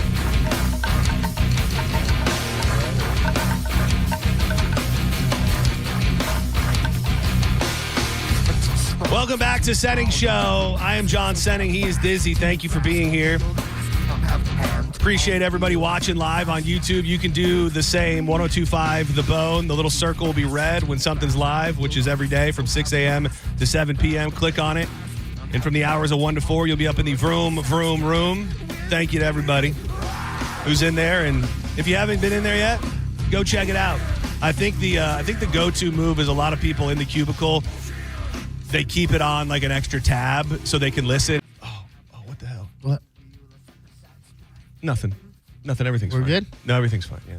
I was looking for a button that I don't have.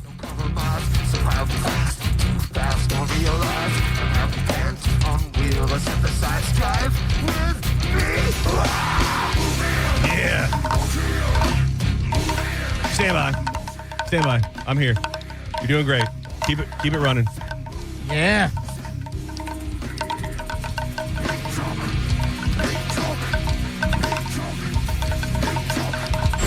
Fat Boy News on Senning Show. It's people like you who make the world think that Americans are stupid. America.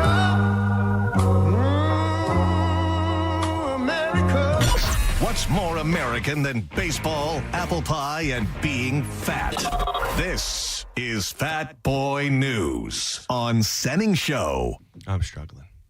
With just life. Just today? Just life. Just life. I apologize to my coworkers and everyone listening and everybody, but it's just a bad day. That's all there's to it. You're wearing it well, though. Yeah, what else? It's not leaking through. What else can we do around here? But power through.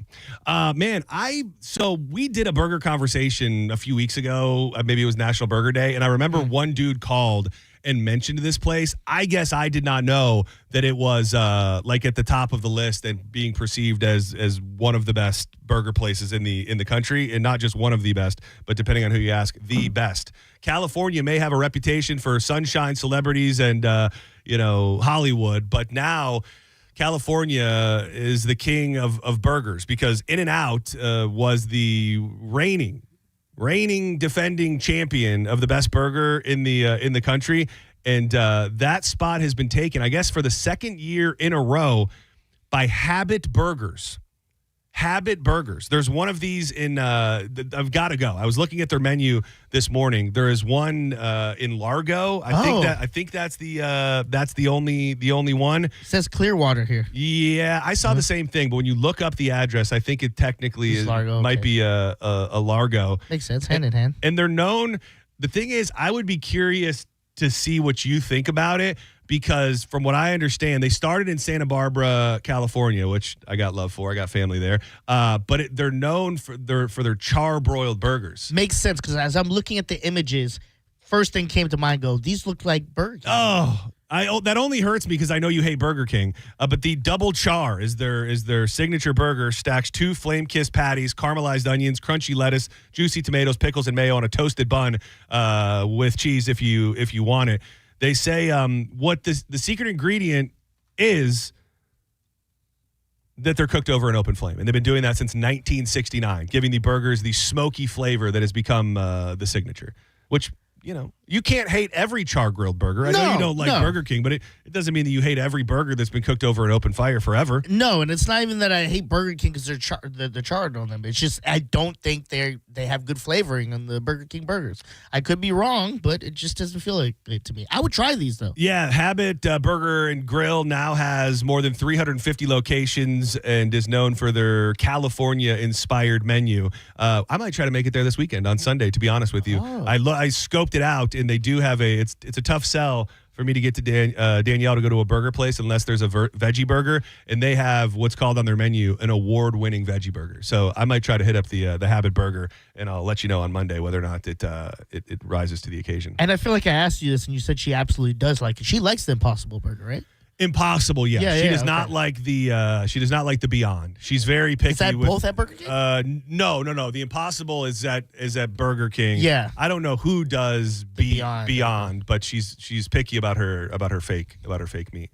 Dude, I have to say, by the way, I feel like reality came real quick for the cookout movement. Every single thing that I've seen on social media is bad. Yeah. Is bad. Yeah, I don't want to say that because I remember seeing all the reviews when they came out and people were doing like the Foodie Justice type reviews. Yeah. And I go, everyone's like burying it bad. It's very, very possible that it's like a nostalgia thing, or especially for people in Florida that have been up to the mountains or been in the South, and you have one and you're on a road trip and you're like, oh, well, this place is so cool. I can get a quesadilla and corn fritters as my side and all of this fun stuff. But everything I've seen has been bad, and that's not good. I think it could be one of those things that it just depends on where you get the franchise at. For example, when I went up to Toronto and stuff for a couple months ago, I got Chick-fil-A up there, garbage, and I love Chick-fil-A. There's definitely something to that, and I don't know, because a lot of times restaurants and fast food and even, the Applebee's of the world, like they're owned by corporate. Like corporate runs them and they've got their fingers in it and you're getting the closest to what they envision it. And then you get franchise owners, which I'm not sure if that's what happened in Florida, where like a dude or a small group bought the name and is going to have the 4 or 5 locations, whatever they're going to do here, and they're just not doing it as well. But I think you're absolutely right that if they're not run properly and the food isn't being cooked by people that care a little bit, it doesn't matter what the name is. It's still just not going to be good. And maybe that is what's happening with the cookout here in Tampa. I would hope so. But also, in the back of my head, I think, well, when they open these new locations, don't they send veterans over to the new locations like to make sure it starts well? Yeah. Mr. Cookout, send him down to Florida to open it. I'm not sure, but it's been I've probably with my own eyes seen no less than 10 or 15 different videos where at the very least they were like, it's okay. I haven't seen one that was like, this is the best burger. This is a high quality burger. It's and the people that I've seen saying anything good at all, it's about the quesadillas. The quesadillas seem to be the thing that people are liking more than anything. And there's like because they've got so much stuff, there's a whole world of like secret menu people out there. Yeah. So one of the things, I think it was what Foodie Justice tried even, is like you get the chicken tenders and then you open up the quesadilla and put the chicken tenders in the quesadilla with the sauce, and then you kind of eat it like a taco, like all these off the wall things that aren't even on the menu, but you can play with because they got so much damn stuff. How far is it? Temple Terrace? Temple Terrace, yeah. We could DoorDash that over Saturday and see for ourselves. That's not a bad idea. Yeah. That's not a bad idea. Maybe we DoorDash it to Thunder Bay. Oh, yeah. Do they have food there? Yeah. Oh, they do? Yeah. Well, I feel like I got to try their delicacies there as well. They got like I've never eaten. What? Yeah, I've never eaten. You're up in that place that much? You've never eaten anything? Well, because when I pull up to there, it's usually 11 o'clock at night. Yeah. I don't get there early. Do they have a signature item or anything? Like, do you know like what people who do eat there even eat? Sure. No, I don't. I guess it's no. I don't know. I know they have like burgers and wings. Like, do tell. What is it? No, I think they just have burgers and wings. That's it. I see the Thunder Burger. I see wings. 1 pound of wings. It is. I mean, it's a standard bar menu. Yeah. There's not anything that says like this is our signature item. Thunder Dog. Dude, I will say I've been trying to rethink more things that happen on the trip, specifically food related. I did quite possibly have top 3 best hot dogs I've ever had. Oh, did you close your eyes when you were eating it? Dude, there was a guy right outside of our hotel, and this had to be, I think it was the first night there. It's like 1 a.m. And keep in mind, it's 1 a.m. It's a hot dog cart. I had been drinking. This guy, I've never seen so much love go into a hot dog. Like this guy, you could tell took his hot dog business very, very seriously, and he's got the hot dogs on one side of the grill, then in like 4 different piles. He had spicy peppers, green peppers, onions, then he had like a bunch of different toppings. I took it to go. He like wrapped it like put it in a box and then wrapped it up, and by the time I got back to the hotel and ate it, I was pretty convinced that was a Hall of Fame hot dog. And that was a boiled? No, it was on a flat top. Oh, that's he had nice. A little flat top willy going right there. So, I don't know if the Thunder Dog holds up to it, but I'm willing to give it a try. I've been wanting to talk about this for weeks now, and I can't believe I haven't made it, because normally when I see one of these viral things going around, I feel the need to make it. The headline from foodandwine.com says, "The chip bag sandwich, the trending dish of the summer." And it's pretty stupid and pretty easy to make, but all you really do is you take whatever you like in your sandwich, like a grinder type, like an Italian sub. So let's say provolone, salami, ham, lettuce, onion, oil, vinegar, pepper, whatever the hell you want. Then you get a bag of chips, and I guess maybe it works to use in a smaller bag of chips. Take a little bit of the chips out, then put all of your salad fixings into the bag and shake it up and eat it, I guess, with a fork out of the bag, which I think makes it some sort of like Italian sandwich walking taco type thing there. It doesn't sound terrible. I feel like you definitely need the right chips, because the wrong chips are going to get soggy immediately, and you're just going to be like eating slop. Oil. I mean, it kind of is slop already. I think salt and vinegar chips might be a nice touch. Yeah, but not like Lay's, because Lay's it's like the thin one. You almost need a kettle cooked. Yes, I think you need a kettle cooked chip in there. I think we were talking off air yesterday about the walking taco. Those, for some reason, were all over Nashville as well. Like there's these little food trucks on every other corner Dude, in the walking taco, which did they serve those in school for you? No. So the walking taco, for those that don't know anything about it, I don't know who, but they pretty much take taco fixings and put it in a bag of normally like Fritos or Doritos or something like that. Here, though, they would have like 10 different options. So you could make your walking taco with Takis, with hot fries, with all sorts of different potato chips. Really, any chip that you want on earth, and they just make the taco right in the damn bag. I'm surprised you got that in school. That was never a thing here. I think that's like the place it originated. I really do. Oh, really? In schools? I think that it's, for a lot of people, it's like a school memory. A walking taco, a popular cafeteria and concession meal made by adding seasoned taco, ground beef, cheese, lettuce, salsa directly into a single-serve bag of chips, typically Fritos or Doritos. I wonder if that's more like a northern It could thing. be. Yeah. It absolutely might be. Which it probably is, because no one wants to walk around with a hot-ass bag here in hot-ass Florida, right? That could be it, too. Yeah. Like, just...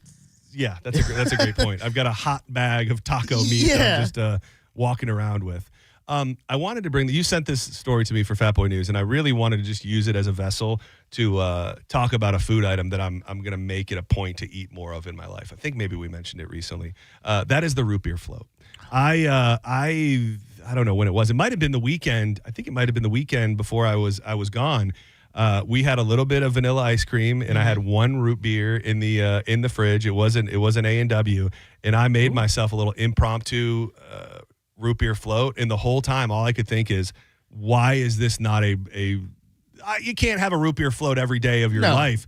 Huge. But when you want a sweet treat, it just hit me that the root beer float deserves a proper place in the conversation for upper echelon. It's good, but it's not refreshing. That's the thing. No, you don't feel refreshed. But desserts aren't refreshing. Well, is ice cream even refreshing?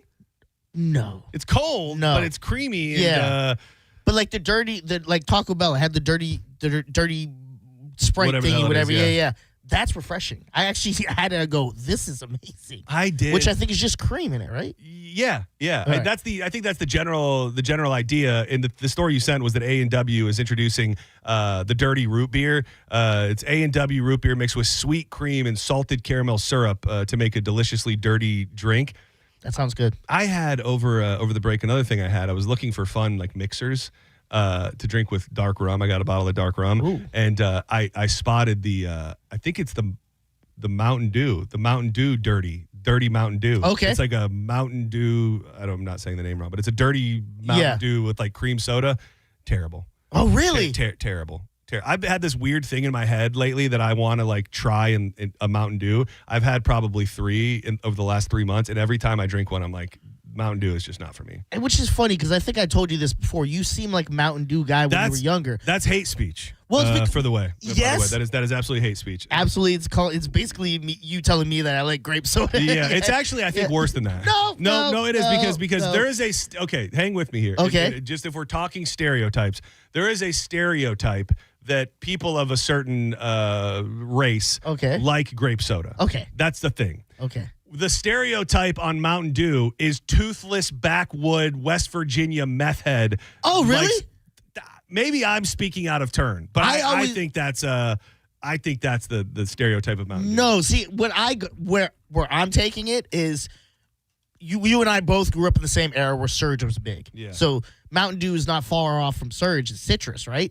And then gamers who hang out, sleepovers, pizza, and they I feel like white families get more Mountain Dew than my family. Okay, I get that. I never thought toothless. That's what you thought? Well, so I Googled stereotype for Mountain Dew drinker. The Mountain Dew drinker stereotype generally splits into 3 distinct cultural archetypes, and you weren't wrong. The rural Appalachian hillbilly is the first one on the list. The high energy gamer geek, which is kind of what you were assuming. Yes, but instead of gamer, wrestler. In the adrenaline-seeking extreme sports bro. Those were the 3 categories. The thrill-seeking daredevil is the wrestling side, and put that in, and boom. Okay. I never knew the hillbilly. Well, I think it was created, hold for on. hillbillies? Well, no, So it was essentially formed in the 1940s in the mountains of Tennessee. The creation and early marketing featured Willie the Hillbilly, associating the soda with rural, working class, or economically disadvantaged Southern Appalachian subcultures. Oh, man. See, I always thought Dew was like, do the Dew. Oh, I'm a cool bro guy. I'm drinking Dew. That's where I took it. Okay, so cool bro guy. That's what you're going to go You're with. welcome. All right, thank you. I apologize. All right, let's step aside for a moment. I was trying to see if I had some. Not more, even Code Red. You didn't even like Code Red. No. You know the thing about Code Red, dude. I have one. There's one memory of when I was in school. I think I was probably in 7th grade, where I had one of the worst flus of my life. And just by sheer coincidence, it was right when they were releasing Code Red. And the first Code Red I ever had, I was dying sick, and it just stuck with me that when I taste it, I get this kind of sick. Yeah, sick feeling. Yeah, it's a bad nostalgia. Yeah, that's the best way I can explain it. So yeah, never hopped on the Code Red train. Never hopped on the Code Red train. Did you ever hop on the Code Red train? Everybody sucks. I feel like if you like Limp Bizkit, you drank Mountain Dew. That's so crazy. Fair enough. That's not that far of a reach. Don't go anywhere. When we come back, it's time for John's Joints. It's just one of those days. A bunch of stuff I want to hit on. Since I've been back, we haven't talked about the Baker Mayfield drama, so we definitely need to touch on that. There's also drama and a conversation to be had about the home of one of our favorite Buccaneers, Mike Evans, and how the power plant next door may be ruining everybody's career. So we'll touch on those things and a wild story of a near-death murder scenario that started with some lobster diving. All that and a bunch more. Coming up next, we'll be joined by Drew Garabo. It's John's Joints on Senning Show. Keep it locked to 102.5 The Bone. Hawkins Home Service Co. If you're a homeowner, you might have a lot of things that need fixing. And it can be stressful to think that you got to find a bunch of companies to do all those different types of work. But with Hawkins, one call handles it all, whether it's plumbing, electrical, pool repair, even HVAC. I was really enjoying my Pentair pool pump last night. I was cleaning my pool. I was messing with the lights that I can now control from my phone. It saves me money. It's kept my pool much cleaner.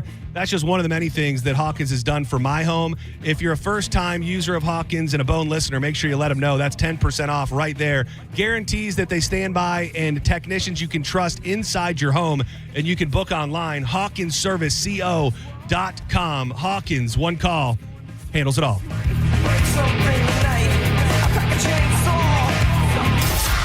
You're listening to Senning Show on 102.5 The Bone. You can win a cabin on Calta Cruise 20. Visit Stingray Chevrolet and scan the QR code on the Calta Cruise display to enter. While you're there, find the vehicle that's right for you from their selection of new and used cars. Calta Cruise 20. Brought to you by Stingray Chevrolet, Tampa Bay's big store on I-4 exit 22, Plant City. For more info, go to theboneonline.com. What's your case worth? Injury.com by Morgan & Morgan. I'm John Morgan at Morgan & Morgan, America's largest injury law firm. Over 35 years, I've seen it all. Car crashes, work injuries, defective products, medical mistakes, lives flipped upside down in an instant. But I've also seen something else, the power of fighting back, the power of winning. Over $30 billion recovered and counting. Size matters, reputation matters, results matter. There's only one Morgan & Morgan. Injured? Dial Pound Law. Offices Tampa, St. Petersburg. 25 weeks comes down to this. 3 wide under the lights. Zero margin for error. Everything on the line. Flirting with 200 miles per hour in the place where this journey began. Race 26, the final hunt for a spot in the chase.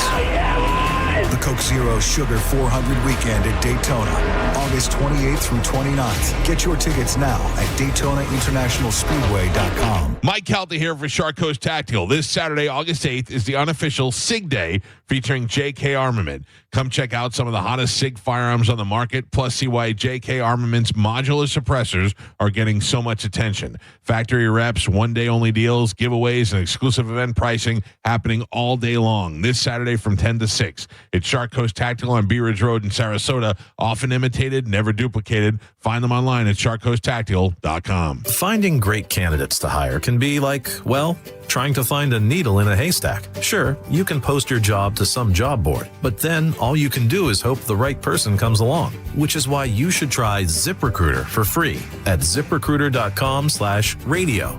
ZipRecruiter doesn't depend on candidates finding you. It finds them for you. Its powerful technology identifies people with the right experience and actively invites them to apply to your job. You get qualified candidates fast. So while other companies might deliver a lot of hay, ZipRecruiter finds you what you're looking for. The needle in the haystack. See why 4 out of 5 employers who post a job on ZipRecruiter get a quality candidate within the first day. ZipRecruiter, the smartest way to hire. And right now, you can try ZipRecruiter for free. That's right, free at ZipRecruiter.com/radio. That's ZipRecruiter.com/radio. ZipRecruiter.com/radio. ZipRecruiter. AutoNation makes it easy to find your next used car, especially when the used car you need is at the price you want. Starting under $20,000. Plus, the price you see is the price you pay. No hidden fees, no surprises. Buy confidently with our 5-day or 250-mile money-back guarantee. Even appraise your car online and we'll give you a top dollar offer. Hurry to AutoNation now. Less stress, more gun. Offer plus tax and tag. Appraisal subject to verification. See store for details.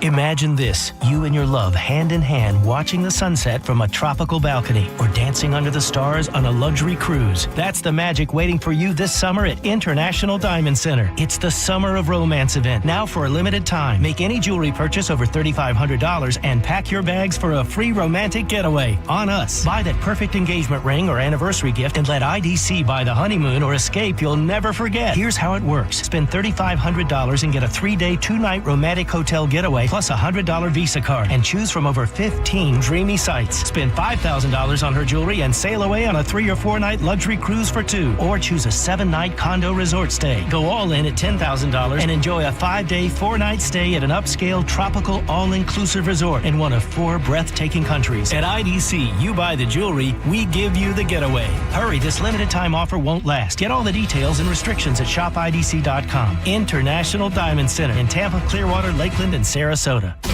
This hour of Real Raw Radio is sponsored by Achieva Credit Union. Banking for good. 1025 The Bone. Real Raw Radio. WHPT, Sarasota, Tampa, St. Pete. Live from the WeatherTight Windows studio. And now, back to Senning Show. It's time for John's Choice with your host, John Senning.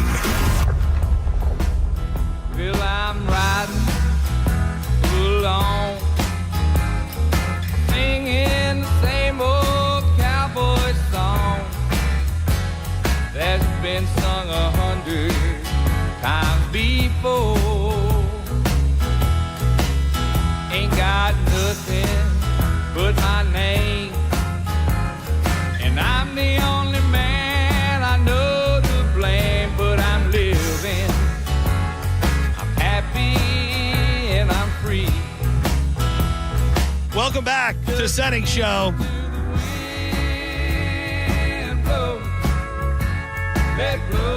Writing myself some notes here so I don't forget things.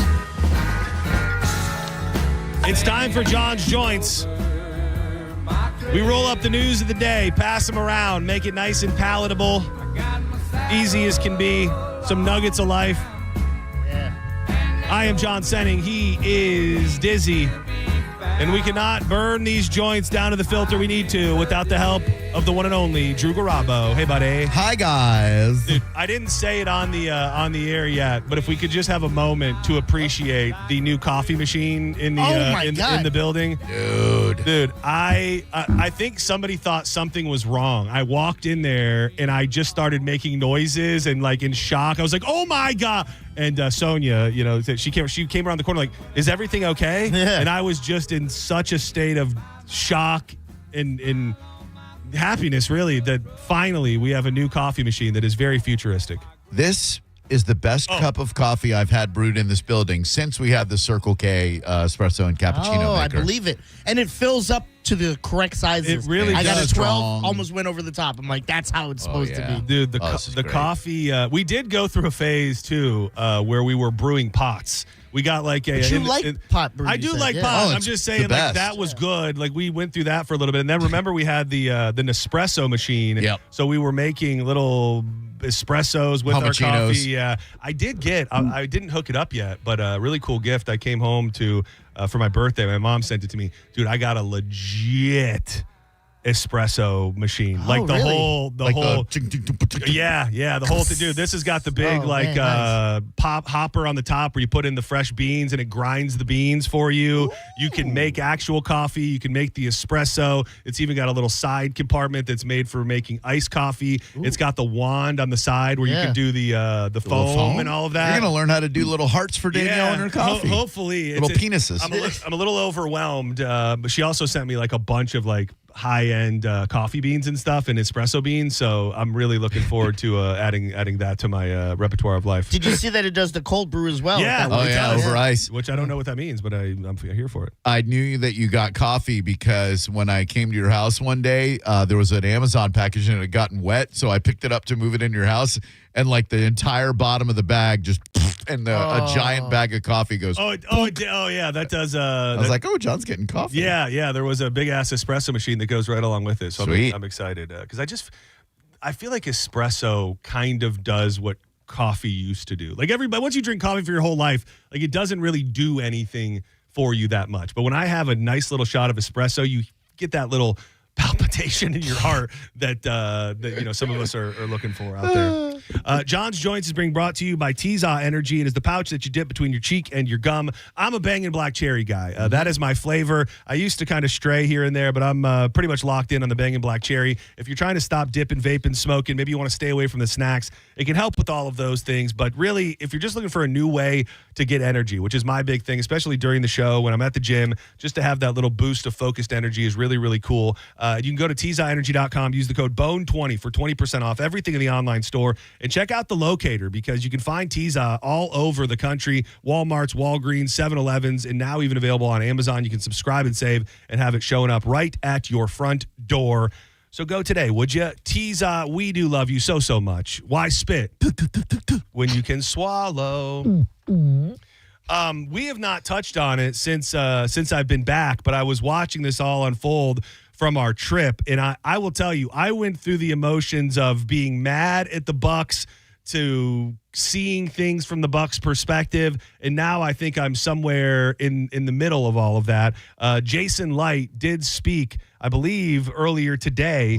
I will play that audio. I don't know if we can call it baby facing or not, but he has kind words to say about Baker Mayfield. And there was that image of them from camp last week where they looked very chummy and they were kind of half hugging, half shaking each other's hands. But here's Jason Light with a quick comment from earlier today. Well, I'm not going to get into specifics about the contract and all that stuff, but yeah, we do think he is, and we love Baker. Our feelings for Baker haven't changed. The question was, do you believe that Baker Mayfield is a franchise quarterback? And his answer was, I do. We do believe that Baker Mayfield is a franchise quarterback. Do you? I don't know. I mean, my gut. I think I'm a different sports fan than most people because I'm just big on vibes. And I mean, I want my team to win games and all of that thing. But like, there's something undeniably fun and cool and exciting about Baker Mayfield. Do I want to win more games? Do I, where does he factor into that is still a question. I think he's a guy that you could build a locker room around, and depending on the team, I think he can be a franchise quarterback. The big thing that I think this kind of hit me, because the first clips of Baker just kind of trashing the Bucs and saying he felt disrespected. I saw his agent said, we thought it was a joke. The first time that they sent us the offer, we thought it was a joke. If you really think about it, you could have pissed off Baker so much that even no matter what they throw at him at the end of this, he could say, no, you disrespected me so much, I'm walking. But if you think about it from strictly a business perspective, you've created an angry, chip on the shoulder Baker Mayfield, which I think almost undeniably everybody can agree he performs best when under that scenario. And if he does perform at the highest level, you back up the Brinks truck, you got great results. he's got the contract he always wanted, and if he's willing to stay with the team even after feeling disrespected, everybody ultimately gets what they want, except wanting it earlier. There's no upside for the Bucks to sign him for 3 years because of what you just said. Play out this year. If he tries to walk somewhere else, they still have his rights and they can franchise tag him. So for the Bucks' perspective, other than a feel-good moment, there's really no upside in signing him for more than 2 years, which is what they offered him from what I'm hearing. Do you feel he's a franchise? It depends on what you really consider to be a franchise quarterback. Is that a guy you can win the Super Bowl with? I mean, you would or is hope it so. more? Is it more than that? I think it's a little both. It's you could win a Super Bowl, but also he changes the team. Yeah, he's a culture guy. Yeah. Whether Tom Brady was like competitive nature, and everyone's grind hard, no games, we're grinding. Baker's kind of the other side. It's like we're gonna have fun again playing, but we're taking this serious. To me, a franchise quarterback is a quarterback you've got for the next 5 years. Right, and you're at peace with that, and you'll feel confident that you have a chance at a Super Bowl. I don't know that Baker Mayfield has 5 elite years in him. Yeah, but I think he is a franchise quarterback because he does bring a great mentality. He does break his back for the team, and one of the important things that sometimes we overlook, all these offensive coordinators that he comes in and gets the job done with these coaches shows that he's an elite quarterback. It is very easy to make excuses that are legitimate for him. I mean, I think we found out more about how injured he really was last year. You take all of those offensive coordinator changes in his life into consideration. And I don't know that we really know how good he can be. We've seen glimpses of it, and we've been very happy at moments. It's just, can he maintain that through a season? And I think the reports after his comments were, well, he's mad, but the Glazers are mad now too, and maybe they are feeling disrespected that he felt so emboldened to go out and be so open with that, which is it's posturing, and it happens probably in every business. But I think waiting to see what happens this year is a pretty responsible move, even if you love Baker Mayfield with your entire heart. One of the top 3 quarterbacks we've had in Tampa Bay history, sure. Right? Yeah. It would be him, Brady, and Johnson, right?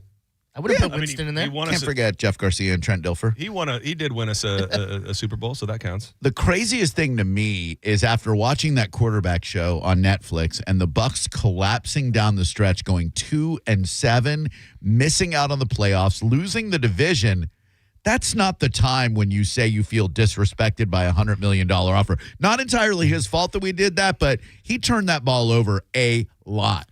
You're not wrong, and I think that it became the cool thing to do, and I still stand by it. I think Todd Bowles should have been gone. I think most teams, if not all teams, would have said goodbye to Todd Bowles. So how much blame does he have on his hands? But we did not see, and was it injuries? Maybe, but we did not see the Baker that I think everybody fell in love with down the stretch, and it's going to be very interesting to see. I mean, he and Todd Bowles are playing for their job. I mean, it comes down to that at the end of the day. Which is crazy because coming off the documentary, was it Raise the Flags? Oh, yeah. Where we lived the time where Dungy had a great season. Yeah. And he was 1 game short, and they're like, get out of here. Yeah. And then he had that huge collapse, and we're like, we'll give him another shot. That's crazy to me. Yeah, that mentality was very specific to the time. And they were getting, obviously, even further than this Todd Bowles version of the Bucs has been able to get, and to still say this this isn't the guy and to part ways, but not be willing to do that with Todd Bowles. And I still think one of the biggest unknowns, and nobody talks about it, and I always bring it up,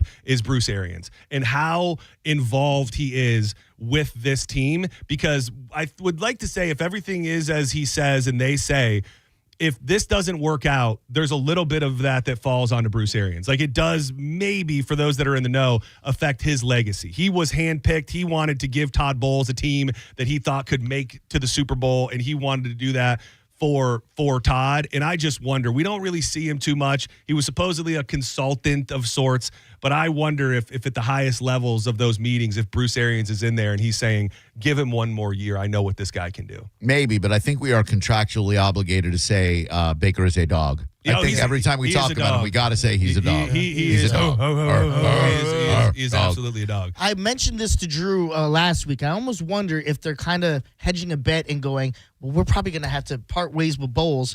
Does our next coach want Baker at the helm? That's or take a draft class. Ford the chess or whatever you call it. Like, I think there's something to, we don't know what's happening, and we don't want to, you sign, that's a great point, is you sign this guy to a long-term deal, and then you've got a coach that either comes available that Baker has a past with, who he has got a couple people out there that he doesn't like, a guy that has a quarterback in mind. The other thing with quarterbacks, when you talk about it, though, is I think everybody who's got a quarterback problem, or at least not a elite quarterback, thinks that the grass is greener, and there's really just not that many elite high level. Like, there's almost a category outside of a franchise quarterback that is an elite level quarterback, and you start looking at the list of who do we look at, who's next up if Baker's not the guy, and that's not a sexy list. We don't even know what that list is, and I hate to just say, like, this might be as good as it gets, but it might be as good as it gets at this exact moment for the Bucs when it comes to quarterback. You're not wrong. I hate to play shoulda, coulda, woulda, but imagine what would have happened if we had kept Liam Cohen and made him head coach and fired Todd Bowles.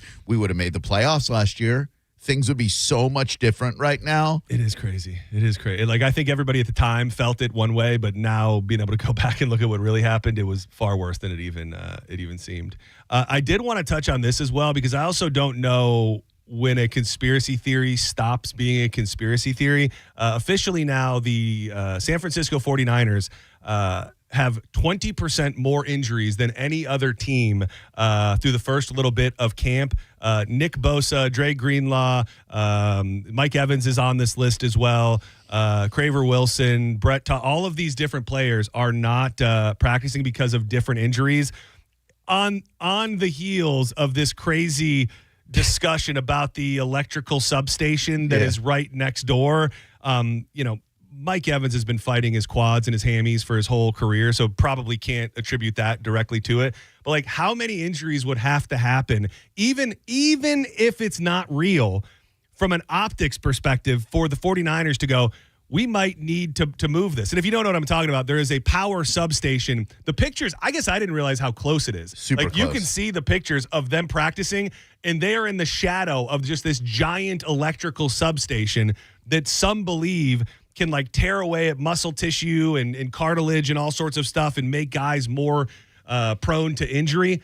Even if it's not real, if they continue to be ahead of the curve on injuries, when do they go, we're going to move our practices somewhere else, just so our fan base and other people can't say that we're ignoring a bigger problem? I would say if McCaffrey gets injured this year, that happens. I think it should have probably happened already. Kittle went down. You have so many Niners who have gone down with injuries. There has to be something to it, right? It surely feels like it. It really. Oh, that new coffee. You got that new coffee machine swag, dude. I haven't seen you drain one in a minute, but I haven't drained one in a minute. That new coffee machine comes into play, and you're ready to kill it. Oh, hold on, I wrote myself a note and then I crumpled it up in my hand. Oh, I do that all the time. I couldn't read you what got was this. Substation, Niners. Nope. I think Baker's a dog. Actually, I completely got rid of it. I completely got rid of the note that I wrote to myself. But I know what it. I know what it was. Another story that I feel like is not being reported in a way. I guess you don't want to freak people out, but these reports of Iranian-backed groups attacking the water supplies at towns all over the country. And I had only seen it here and there. This morning, Good Morning America, of all publications, did a story on what is happening with the water supply attacks, because it's still happening more and more. And good morning to you, George. More states are reporting water systems hit by these cyber attacks that are widely thought to be the work of Iran. And now we're getting a look at some evidence that Iran may have been laying the groundwork for them long before the war even began. This morning, an intelligence note reviewed by ABC News provides the clearest indication yet that Iran may be behind cyber attacks targeting water and wastewater utilities in more than a dozen states and prepared for them months in advance. The note says public safety officials in Utah identified targeted reconnaissance against water infrastructure in their state using an internet signature linked to Iran. The note said there were nearly 500 attempted intrusions in a 46-minute window November 24th. That's 3 months before the U.S. and Israel launched their first strikes. Officials in New Jersey are now confirming 2 municipal water utilities in their state were targeted, temporarily blinding operators when automated systems went down. Both utilities shifted to manual controls and there was no disruption to service. In Rapid City, South Dakota, officials discovered what they called a cyber incident in the city's wastewater system. It was quickly resolved, and officials said at no time was the city's water or wastewater infrastructure systems placed in jeopardy. And in Minnesota, the first state to publicly report the hacks, the governor said they're over. Most of this was things that were being done over a Wi-Fi network, and it ended up not compromising any water supply, but it showed some of the vulnerabilities. There's no evidence the hacks have put public drinking water supplies anywhere in the country at risk. You have the attacks on sort of the digital realm, but it's the water going through the pipes. And the good news is so far, shutting down the attackers, shutting down those systems, they could still go to manual controls and still... Is it not like a reason to bomb the hell out of them? Like if this is happening and we have our government telling us that they are trying to infiltrate and mess with our drinking water, like I just feel like I've seen these stories, but there's not been really a comment, I don't think, from the president or a retaliation for it. I mean, we've obviously done some things, bombing the girls' school and stuff like that. Not a great look. I would think once it has been proven that you're going after civilians and going after the drinking water, that's like all bets are off. We're not making deals with you. We're not interested in a ceasefire. Like if you're coming for our people and seemingly have been for a minute or trying to figure out how to do so, like I just think that would be an escalation of the war. And it doesn't seem to be connected like that. Maybe the Iranian hackers aren't even in Iran, though. So, you could bomb the hell out of them, but they might be in some third-party country. Didn't Oldsmar go down like a while back? That was, I forget. Did we get an answer on what happened? I thought it was a cyber attack. Water hack, because I remember in the beginning they gave some like stupid reason. Oh no, this is on February 5th, 2021, an unauthorized user briefly accessed the computer system for the water treatment plant in Oldsmar, Florida. Now this is where it gets crazy because you think, what can they do? What could they do? They got into the system and raised the sodium the sodium hydroxide levels, or lye, from 100 ppms to 11,000 ppms that would have been dangerous for human consumption had it not been caught as quickly as it did.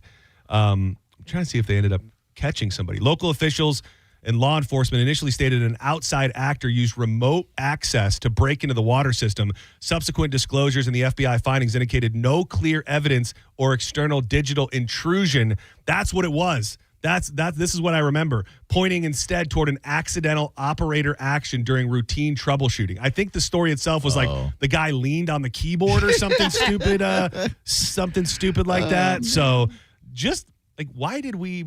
It just feel, maybe you don't know what it's going to look like by the time you get there, but why do we need to be controlling our water with computers? like out of all of the things that can be run off computer systems that could be hacked, I would like to see the one thing that not be that is the water we're going to put inside our bodies. That's an area where retro technology would probably be better. Like go back to the days of someone having to like turn a wheel and pull a crank and all that. All of that, because I think it's just the average person doesn't realize that all of our water and the different levels of, I'm sure, chlorine and lye and all of that other stuff is digitally on a little screen. And if somebody can get in there and just switch it all around, not very good. Well, not to worry. I've got that little green light on the water filter on my refrigerator. Oh, so yeah. I think I'm bring on the lie. Dude, I see what you did there. Yeah. The big lie. Dude, so we got a new refrigerator. I talked about it a few weeks ago about how exciting it was because we got all new appliances. We got a new refrigerator, new oven, new dishwasher. But you had to hook it up. Yeah, I did. I took the guy. But dude, never seen a fridge like this before in my life. So the water thing, where you get the water? Mm-hmm. The water is in the inside of the fridge. You got to open the fridge to do that? To get water? Yeah. Crazy, right?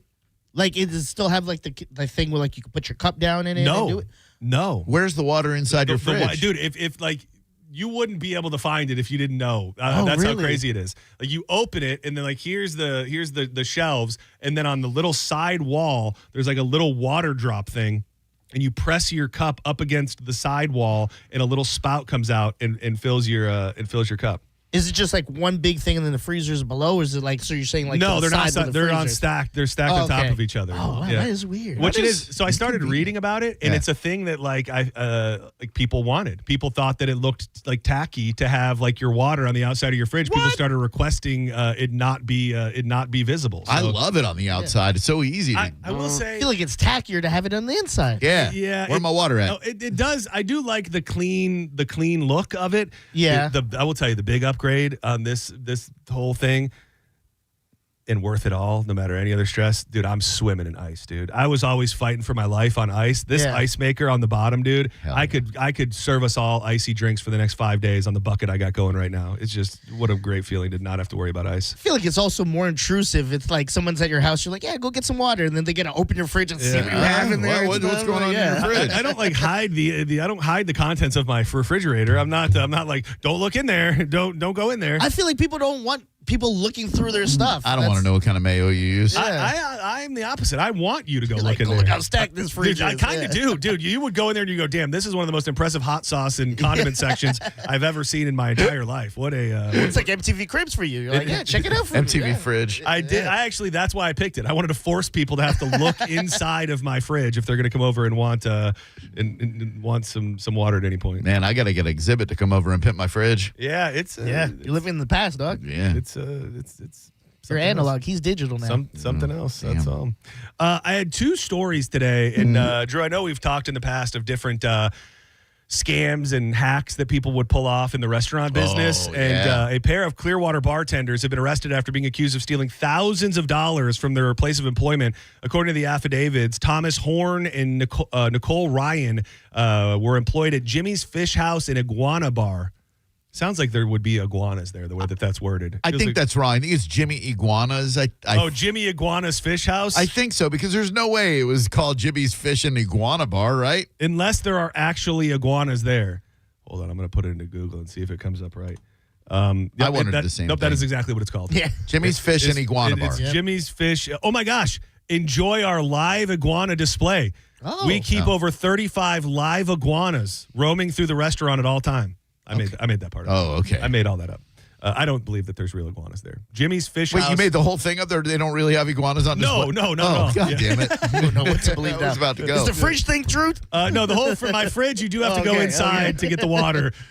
Live iguanas not verified or at all available at the Jimmy's Fish House and Iguana Bar. Iguana Bar? The iguana, just like, so the Fish House, but then the bar is the Iguana Bar. Either way, the business reported the bar employees stole thousands of dollars over the course of several months. The officer investigating the case reviewed surveillance videos and financial records in his investigation, and they found the suspects would accept cash from customers as payments for their drinks, but they would cancel out the transactions in the POS system. A tale as old as time. There was a total of $7,147 in cancellations done under just the one guy's name alone from the beginning of the year.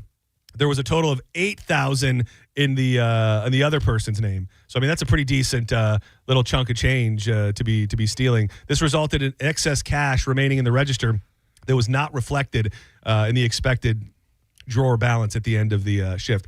Bartending, as far as every single day, any place of work, unless I'm just forgetting a big one, got to be the most stolen from occupation on planet Earth, whether that is in the form of liquor or in the form of skimming off of the top. You put down, like, how many bartenders have said, like, you tell somebody what the drink is, they then just hand you cash money, keep the change, and it's never even put into the system, and they just take all that money and put it in their pocket. It is the most autonomous position in any restaurant because the managers don't know what the hell's going on up there, and they don't want to. Yeah, and there was a similar story, sort of kind of, in Clearwater at a hotel facing a dude facing multiple felony charges after they saw surveillance footage that this person was stealing, at the end of it, more than $29,000 from the safe. Latifah. It's a lady. Latifah Jordan, 47, from Australia. Wait, what? Yeah, that's not true either. Sorry. In surveillance footage on 23 occasions between April and June, accessing the hotel safe. And it's funny because, like, what she was doing, she was seen raising the volume on the computer, and she would then roll a chair that she covered in clothing over in front of her while she was getting into the safe. Roadway and Management is now allegedly reported that $29,000 has gone missing from dude. She also went, if I can teach you how to be a criminal, she went too hard too quick from April 16th to June 16th. Oh, a couple months? Yeah, she was able to steal $29,000. She vehemently denies stealing the money at this point. The case is pending in Pinellas County Court. What a well-planned, idea that was. She's like Ocean's Latifah. She's like, I'm going to get this here chair and put some clothes on it. I never think of this. Yeah, I mean, that's also way too much to, like, skimming, bad. Yeah. But that's how people get away with it. Sure. They steal $1 a day or a penny a day, and over time they get some money. That ain't $29,000 in a couple months is just not going to work out for you. That's scamming. Let's step aside for a moment. When we come back, I want to make sure that we hit this wild story. People, I guess, very, very protective of their lobster diving spot, so much that they might be willing to kill for it. I'll give you the details on that and a bunch more coming up next in the back half of John's Joints. Bubble Down Car Wash, the greatest car wash in the whole wide world. They've got those long wash tunnels, spacious vacuums, and the staff, just really great people who are always looking to take care of you. If you like to keep your car clean every single day, we've now got these storms coming in every afternoon. We've got bugs, birds, pollen. If you're a beach goer, you got sand in your car every other day. The unlimited membership plan for Bubble Down allows you to go through. If your car is clean today, dirty tomorrow, with locations in Tampa, Brandon, Riverview, Wesley Chapel, Palm Harbor, Spring Hill, South Tampa, and now their newest location on Belcher and Clearwater, you will have the cleanest car in town every time you bull down. Better with word. Every second of worry, is blown away. You're listening to Senning Show on 102.5 The Bone. It is hot all over. It's so hot in Florida that walking to the mailbox now counts as an extreme sport. Oh, yeah, that's hot. That is hot. 102.5 The Bone. Real, raw radio.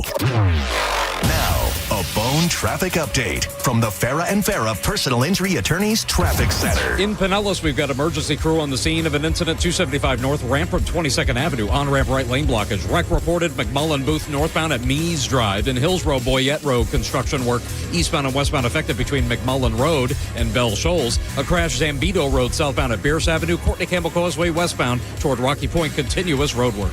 This is Eric with traffic. Is your financial advisor offering you up to a 25% upfront bonus? And are they promising you up to 9% growth per year, all for your retirement income? If not, then you need to come to Trajan Wealth. Hi, I'm Jeff Jr., founder of Trajan Wealth. And if you plan to retire within the next 10 years, don't wait, only to find out it's too late. I've seen hardworking folks like you retire only to be required to go back to work, all because their advisor told them guarantees like these were too good to be true. They aren't. That's up to $25,000 upfront or up to $9,000 per year on $100,000, guaranteed for retirement income. Don't keep working when you're supposed to be retired, and don't let any financial advisor tell you it's too good to be true. Unlock your Trajan family office at TrajanWealth.com or call 1-855-TRAJAN-1. That's 1-855-TRAJAN-1. Annuity guarantees are based on the claims paying ability of the issuing insurance company. DBA in most states has Trajan Wealth Insurance Solutions.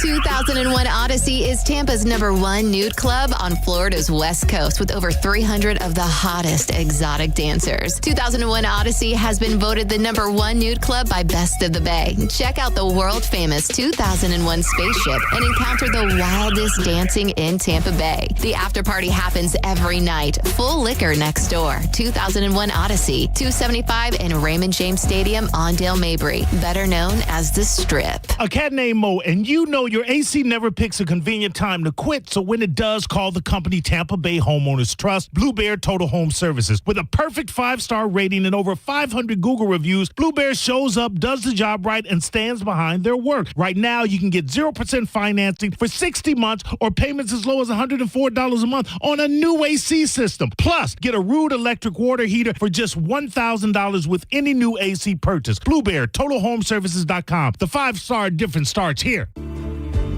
Start your next chapter at Hillsborough College. At HC, we offer a dynamic learning environment and leadership opportunities, and over 200 academic programs that will prepare you for the workforce. With hands-on learning, fast-track programs, flexible schedules, and affordable tuition, your future is within reach. Soar to new heights at Hillsborough College and register now at hcfl.edu. On BritBox, your next hidden gem is right around the corner. If you're going to be bold, here is the place to do it. Get ready for Britain's most anticipated series, streaming exclusively on BritBox. Catch new seasons of favourites, including Ludwig, starring David Mitchell. You want someone to get murdered? And the eagerly awaited new adaptation of Agatha Christie's iconic detective duo, Tommy and Tuppence. Do you think we're actually really good at this? Stream the best of British TV on BritBox. Watch with a free trial. Hop in a John Deere Gator XUV for a day's work. Let's see what's on the to-do list. There goes the tree. And the fence. Not a problem. Because you've got a cargo box filled with solutions. Up to 4,000 pounds of towing capacity. And you're ready to roll. The power's out! Here we go again. The Gator XUV. Built for every kind of workday. Learn more at johndeere.com/Gator XUV. Nothing runs like a deer. Summer storms are coming. To get your home storm ready, just call Patrick and Heather Thomas at Bolt Electric for surge protection, backup generators, and all things electrical. Online at boltelectric.com. The Tampa Bay food fight is back. Join us September 15th at the Coliseum for Tampa versus St. Pete in the ultimate chef showdown. Taste bites from 30 restaurants while helping feed hungry families through Metropolitan Ministries. All food and drink included. Get tickets at tampabayfoodfight.org. Eat, drink, fight hunger. At Fair & Farah, you have our full attention. Your case is made to order. Call us. Tampa. Now, a weather update from the Sun Toyota Weather Center. Now, meteorologist Jim Weber to Sky Tower Weather Center. Mix of sun and clouds for today with some scattered storms developing as we head through the afternoon. That rain chance right around 60% for today. Daytime high of 90 degrees. Storms will wind down for tonight. A muggy night, low temperature of 76. Morning sun on Friday.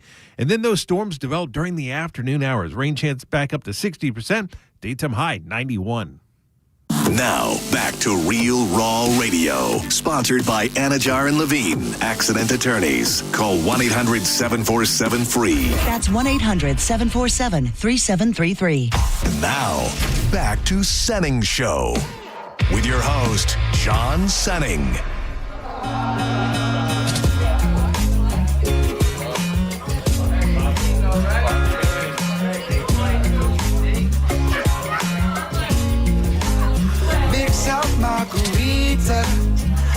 Welcome back to Senning Show. We got some more joints to fire up for you. I'm John Senning. He's Dizzy. That is Drew Garabo. He's got Drew Garabo Live coming up in about 20 minutes. I was asking Diz during the break, and I kind of wanted to know more before I brought it up, but maybe you have a better understanding of what this guy was all about. Who? This guy that I guess died, and there's no information about how he died.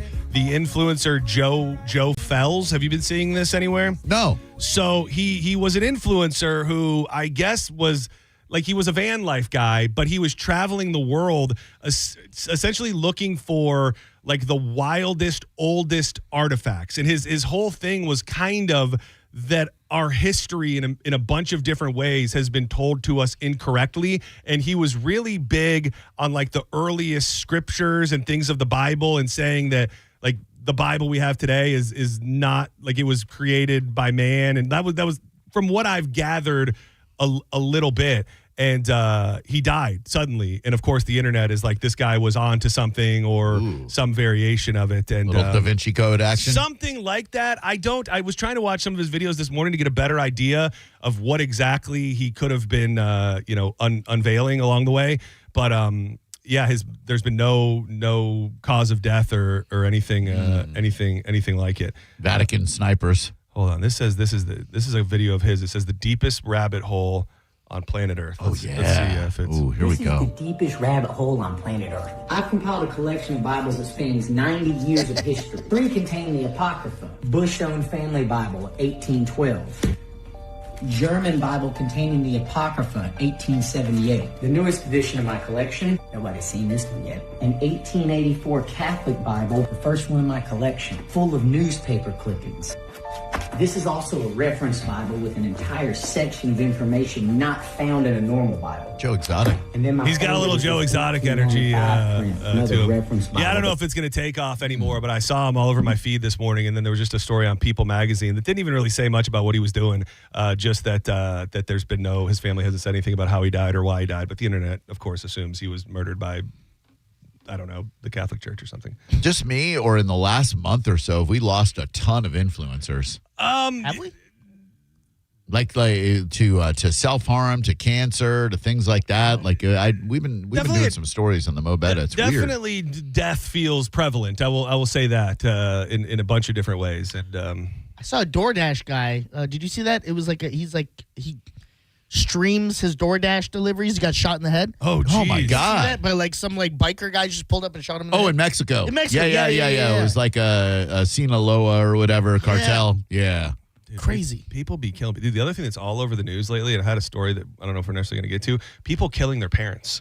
That is seems to be a tale as old as time. Yeah, but it feels like it feels like the whole 70s, 80s, 90s. Parents just don't understand. People have grievances with their parents. Of course, that's what life's all about. Is now I'll just kill him. Yeah. I'll just kill my mom. If I don't like Took something. my PlayStation. I'm a basher in the head with a hammer. We've seen that.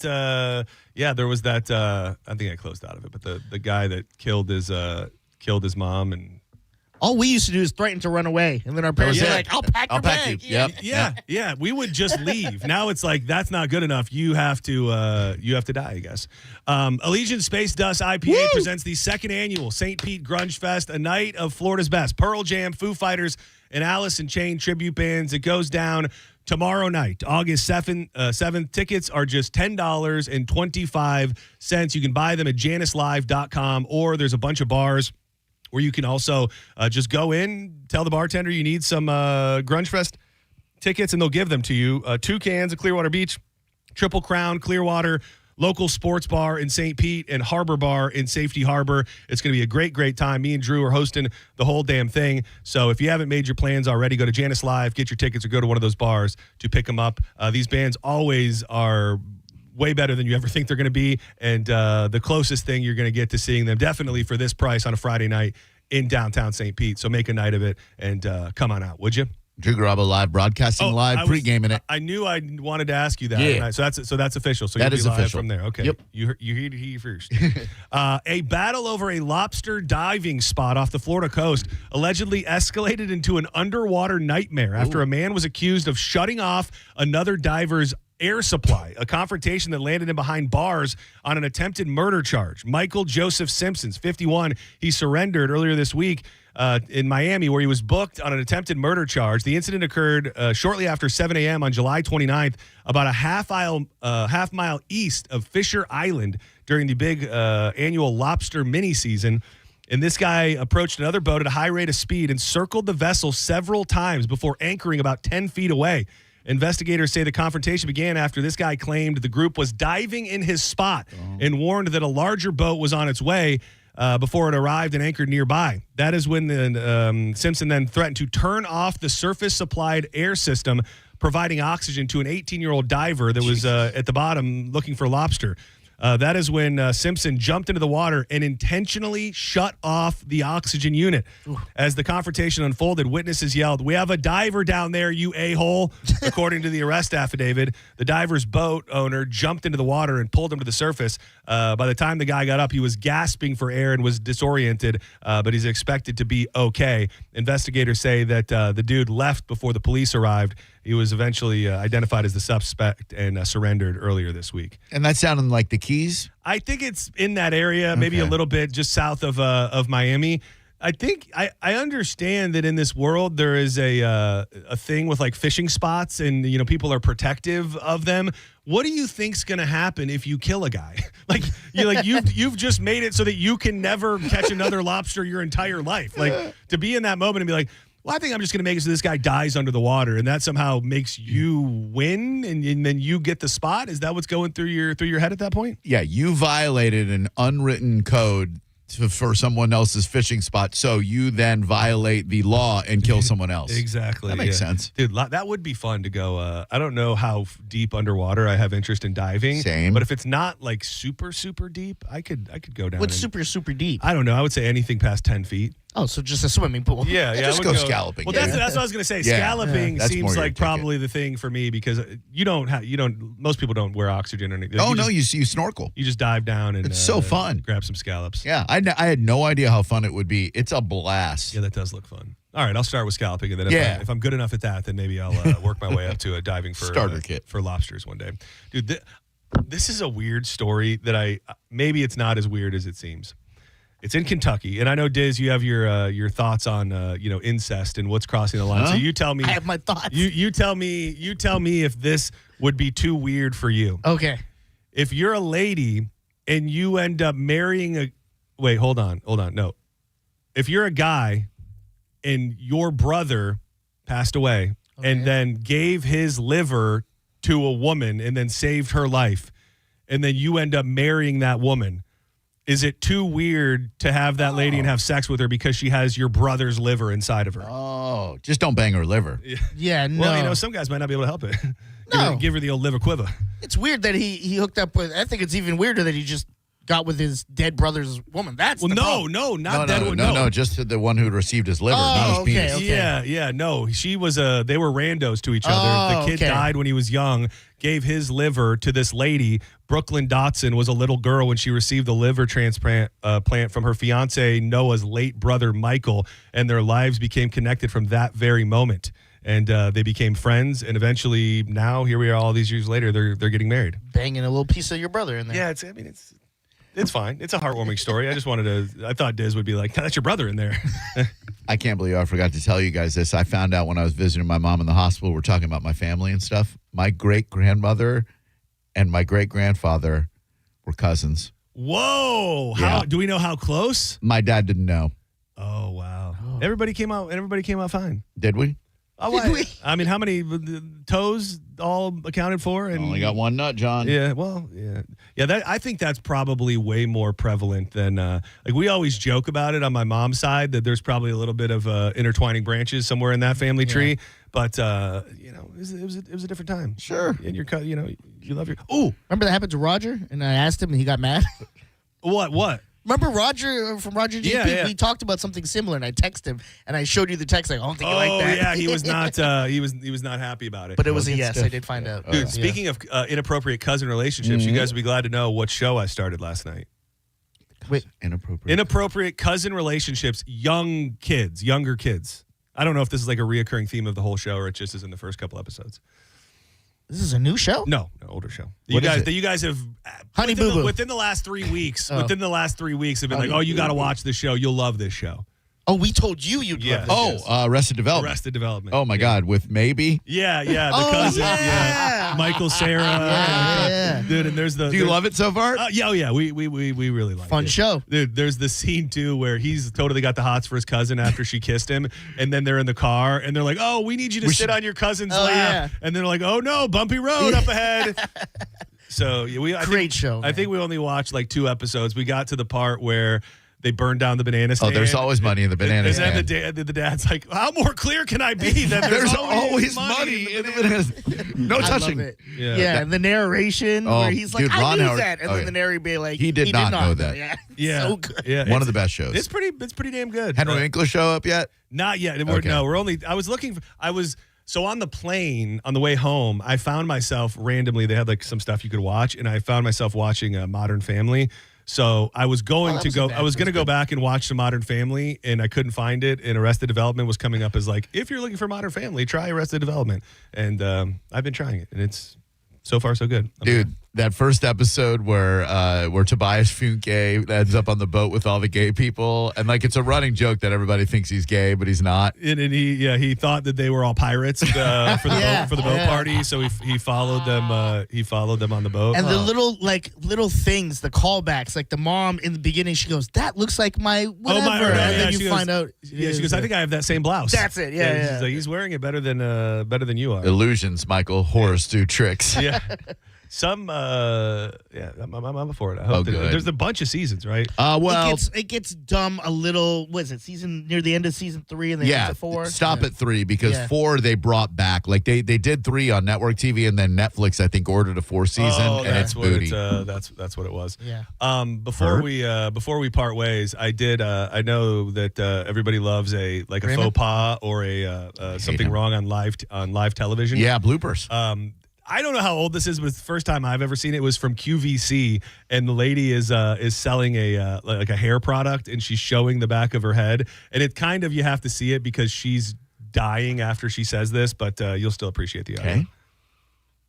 He's gay. Oh, you'll still appreciate the audio. He's blind. You'll still appreciate the audio. He's gay. I love to show the texture and this wave pattern.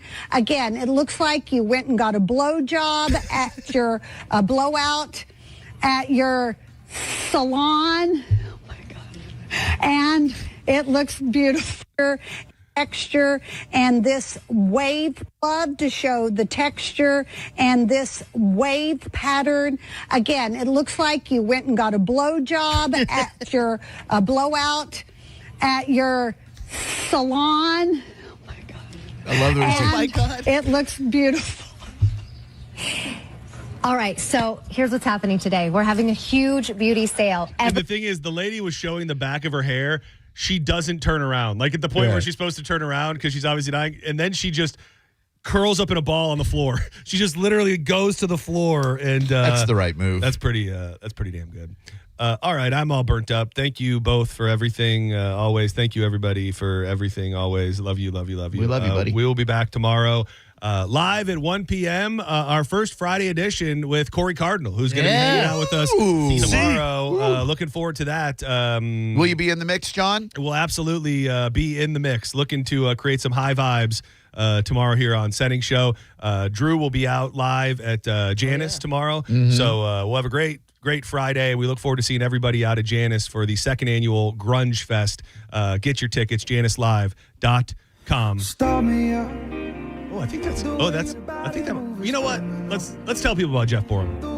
Okay. You want to tell people about Jeff Borum? I would love to. We love Jeff Borum. I love Jeff Borum. I want to tell people about Jeff Borum. Okay. Well, we trust the guy. I mean, he lives here. He works here. He knows everything about the market, and he's got that cranked up marketing machine that can find you a qualified buyer for your home when you haven't even listed it yet. You're right about that, Drewski. And I must say, a lot of people, I think, if they're not super versed, you go, oh, buying a home, what a wonderful, beautiful moment in your life. Everybody waits for that. But sometimes it's stressful. God forbid you got a divorce and you got to sell a home. Maybe you buy 2 new homes. Maybe you got a job in a new spot that you didn't see coming, and now you're under a tight deadline. Those stressful situations are where Jeff Borum and his team really, really shine because they pride themselves on taking all of the stress out of the real estate process, no matter what you are going through. So it's simple. Go with Team Borum, powered by eXp Realty. Go with him because Jeff will give you options. Buy your home, sell your home. He'll even rent your home, and there's no risk. They'll let you out of the contract at any time. Google Jeff Borum right now. You might be packing tonight. BORHAM for Team Borum. Drew Garabo Live, headed your way in mere moments. Keep it locked to 102.5 The Bone. You're listening to Senning Show on 102.5 The Bone. We are Real Raw Radio. 102.5 The Bone. 102.5 The Bone is making your summer a little more American-er. With the Hooters All-American Summer. Because there's nothing more American than ice-cold Budweiser and Hooters wings. Hell yeah! Sorry, where was I? Oh, yeah. Watching the Rays do it at Hooters all summer long and enjoy 250 Budweiser pints. Plus, join JP Friday, August 28th from 11 to 1 for a Bone liquid lunch at the original Hooters in Clearwater. Register to win a trip to NYC to see the Rays take on the Yankees. Details at theboneonline.com. 250 Budweiser pints and a trip to NYC from Hooters, Budweiser, and 102.5 The Bone. Now, a Bone traffic update from the Farah and Farah Personal Injury Attorneys Traffic Center. Expect your delays, especially on your primary routes, to increase as weather regresses. Showers and storms in the forecast. Zambito Road southbound crash at Pierce Avenue. Wreck Anderson Road southbound at Limeball. And Gulf Drive northbound down in Manatee County. Very delayed as you approach Bradenton Beach. This is Eric with traffic. This is Mav, spokespeople for Veteran Air, the home services company proud to serve you. Other than Freebird, I'm the most electrifying bird you'll hear on the radio. No, you know what? Including Freebird, because no one does electric like Veteran Air. Our electricians are experts at installations and repairs, big and small. And for a limited time, we're providing free home electrical safety inspections. Shocked? Well, don't be. Visit veteranair.com to learn more. Veteran Air. John Senning here for the National Aviation Academy in beautiful Clearwater, Florida. You can be trained in just 21 months. If you're looking to enter the aviation maintenance industry fast and with more training, this is the program for you. In as little as 21 months, you'll train on 45 FAA mandated subjects and 20 subjects related to advanced aircraft systems. The next class starts August 31st. It's a night class, so if you're busy, it's perfect for you. Go to ufixjets.com. For information on NAA statistics, go to NAA.edu/statistics. 25 weeks comes down to this. You ready? 3 wide under the lights. 0 margin for error. Everything on the line. Flirting with 200 miles per hour in the place where this journey began. Race 26, the final hunt for a spot in the chase. The Coke Zero Sugar 400 weekend at Daytona, August 28th through 29th. Get your tickets now at DaytonaInternationalSpeedway.com. Okay, here's the deal. You gotta get up, shower, get dressed, then get in the car, but there's a sausage McMuffin with egg meal with crispy hash browns and small McCafe coffee waiting for you at McDonald's for just $5. Did I mention you can now choose hot or iced coffee? I knew you could do it. McDonald's, your morning handled. Ba-da-ba-ba-ba. Prices and participation may vary. For a limited time only. Promotion pricing may be lower than meal pricing. Some people are embarrassed to admit they like saving money. Not me. I'm a fan of saving and a fan of McDonald's. And while everything else keeps going up, nothing hits better than ordering the Big Mac meal. Crispy medium fries, ice cold Coca-Cola, $8. It's delicious, it fills me up, and honestly, I'm proud of it. Big Mac meal, $8, only at McDonald's. Ba-da-ba-ba-ba. Prices and participation may vary. For a limited time only. Promotion pricing may be lower than meal pricing. Coca-Cola is a registered trademark of the Coca-Cola Company. A medical emergency can change your life in an instant.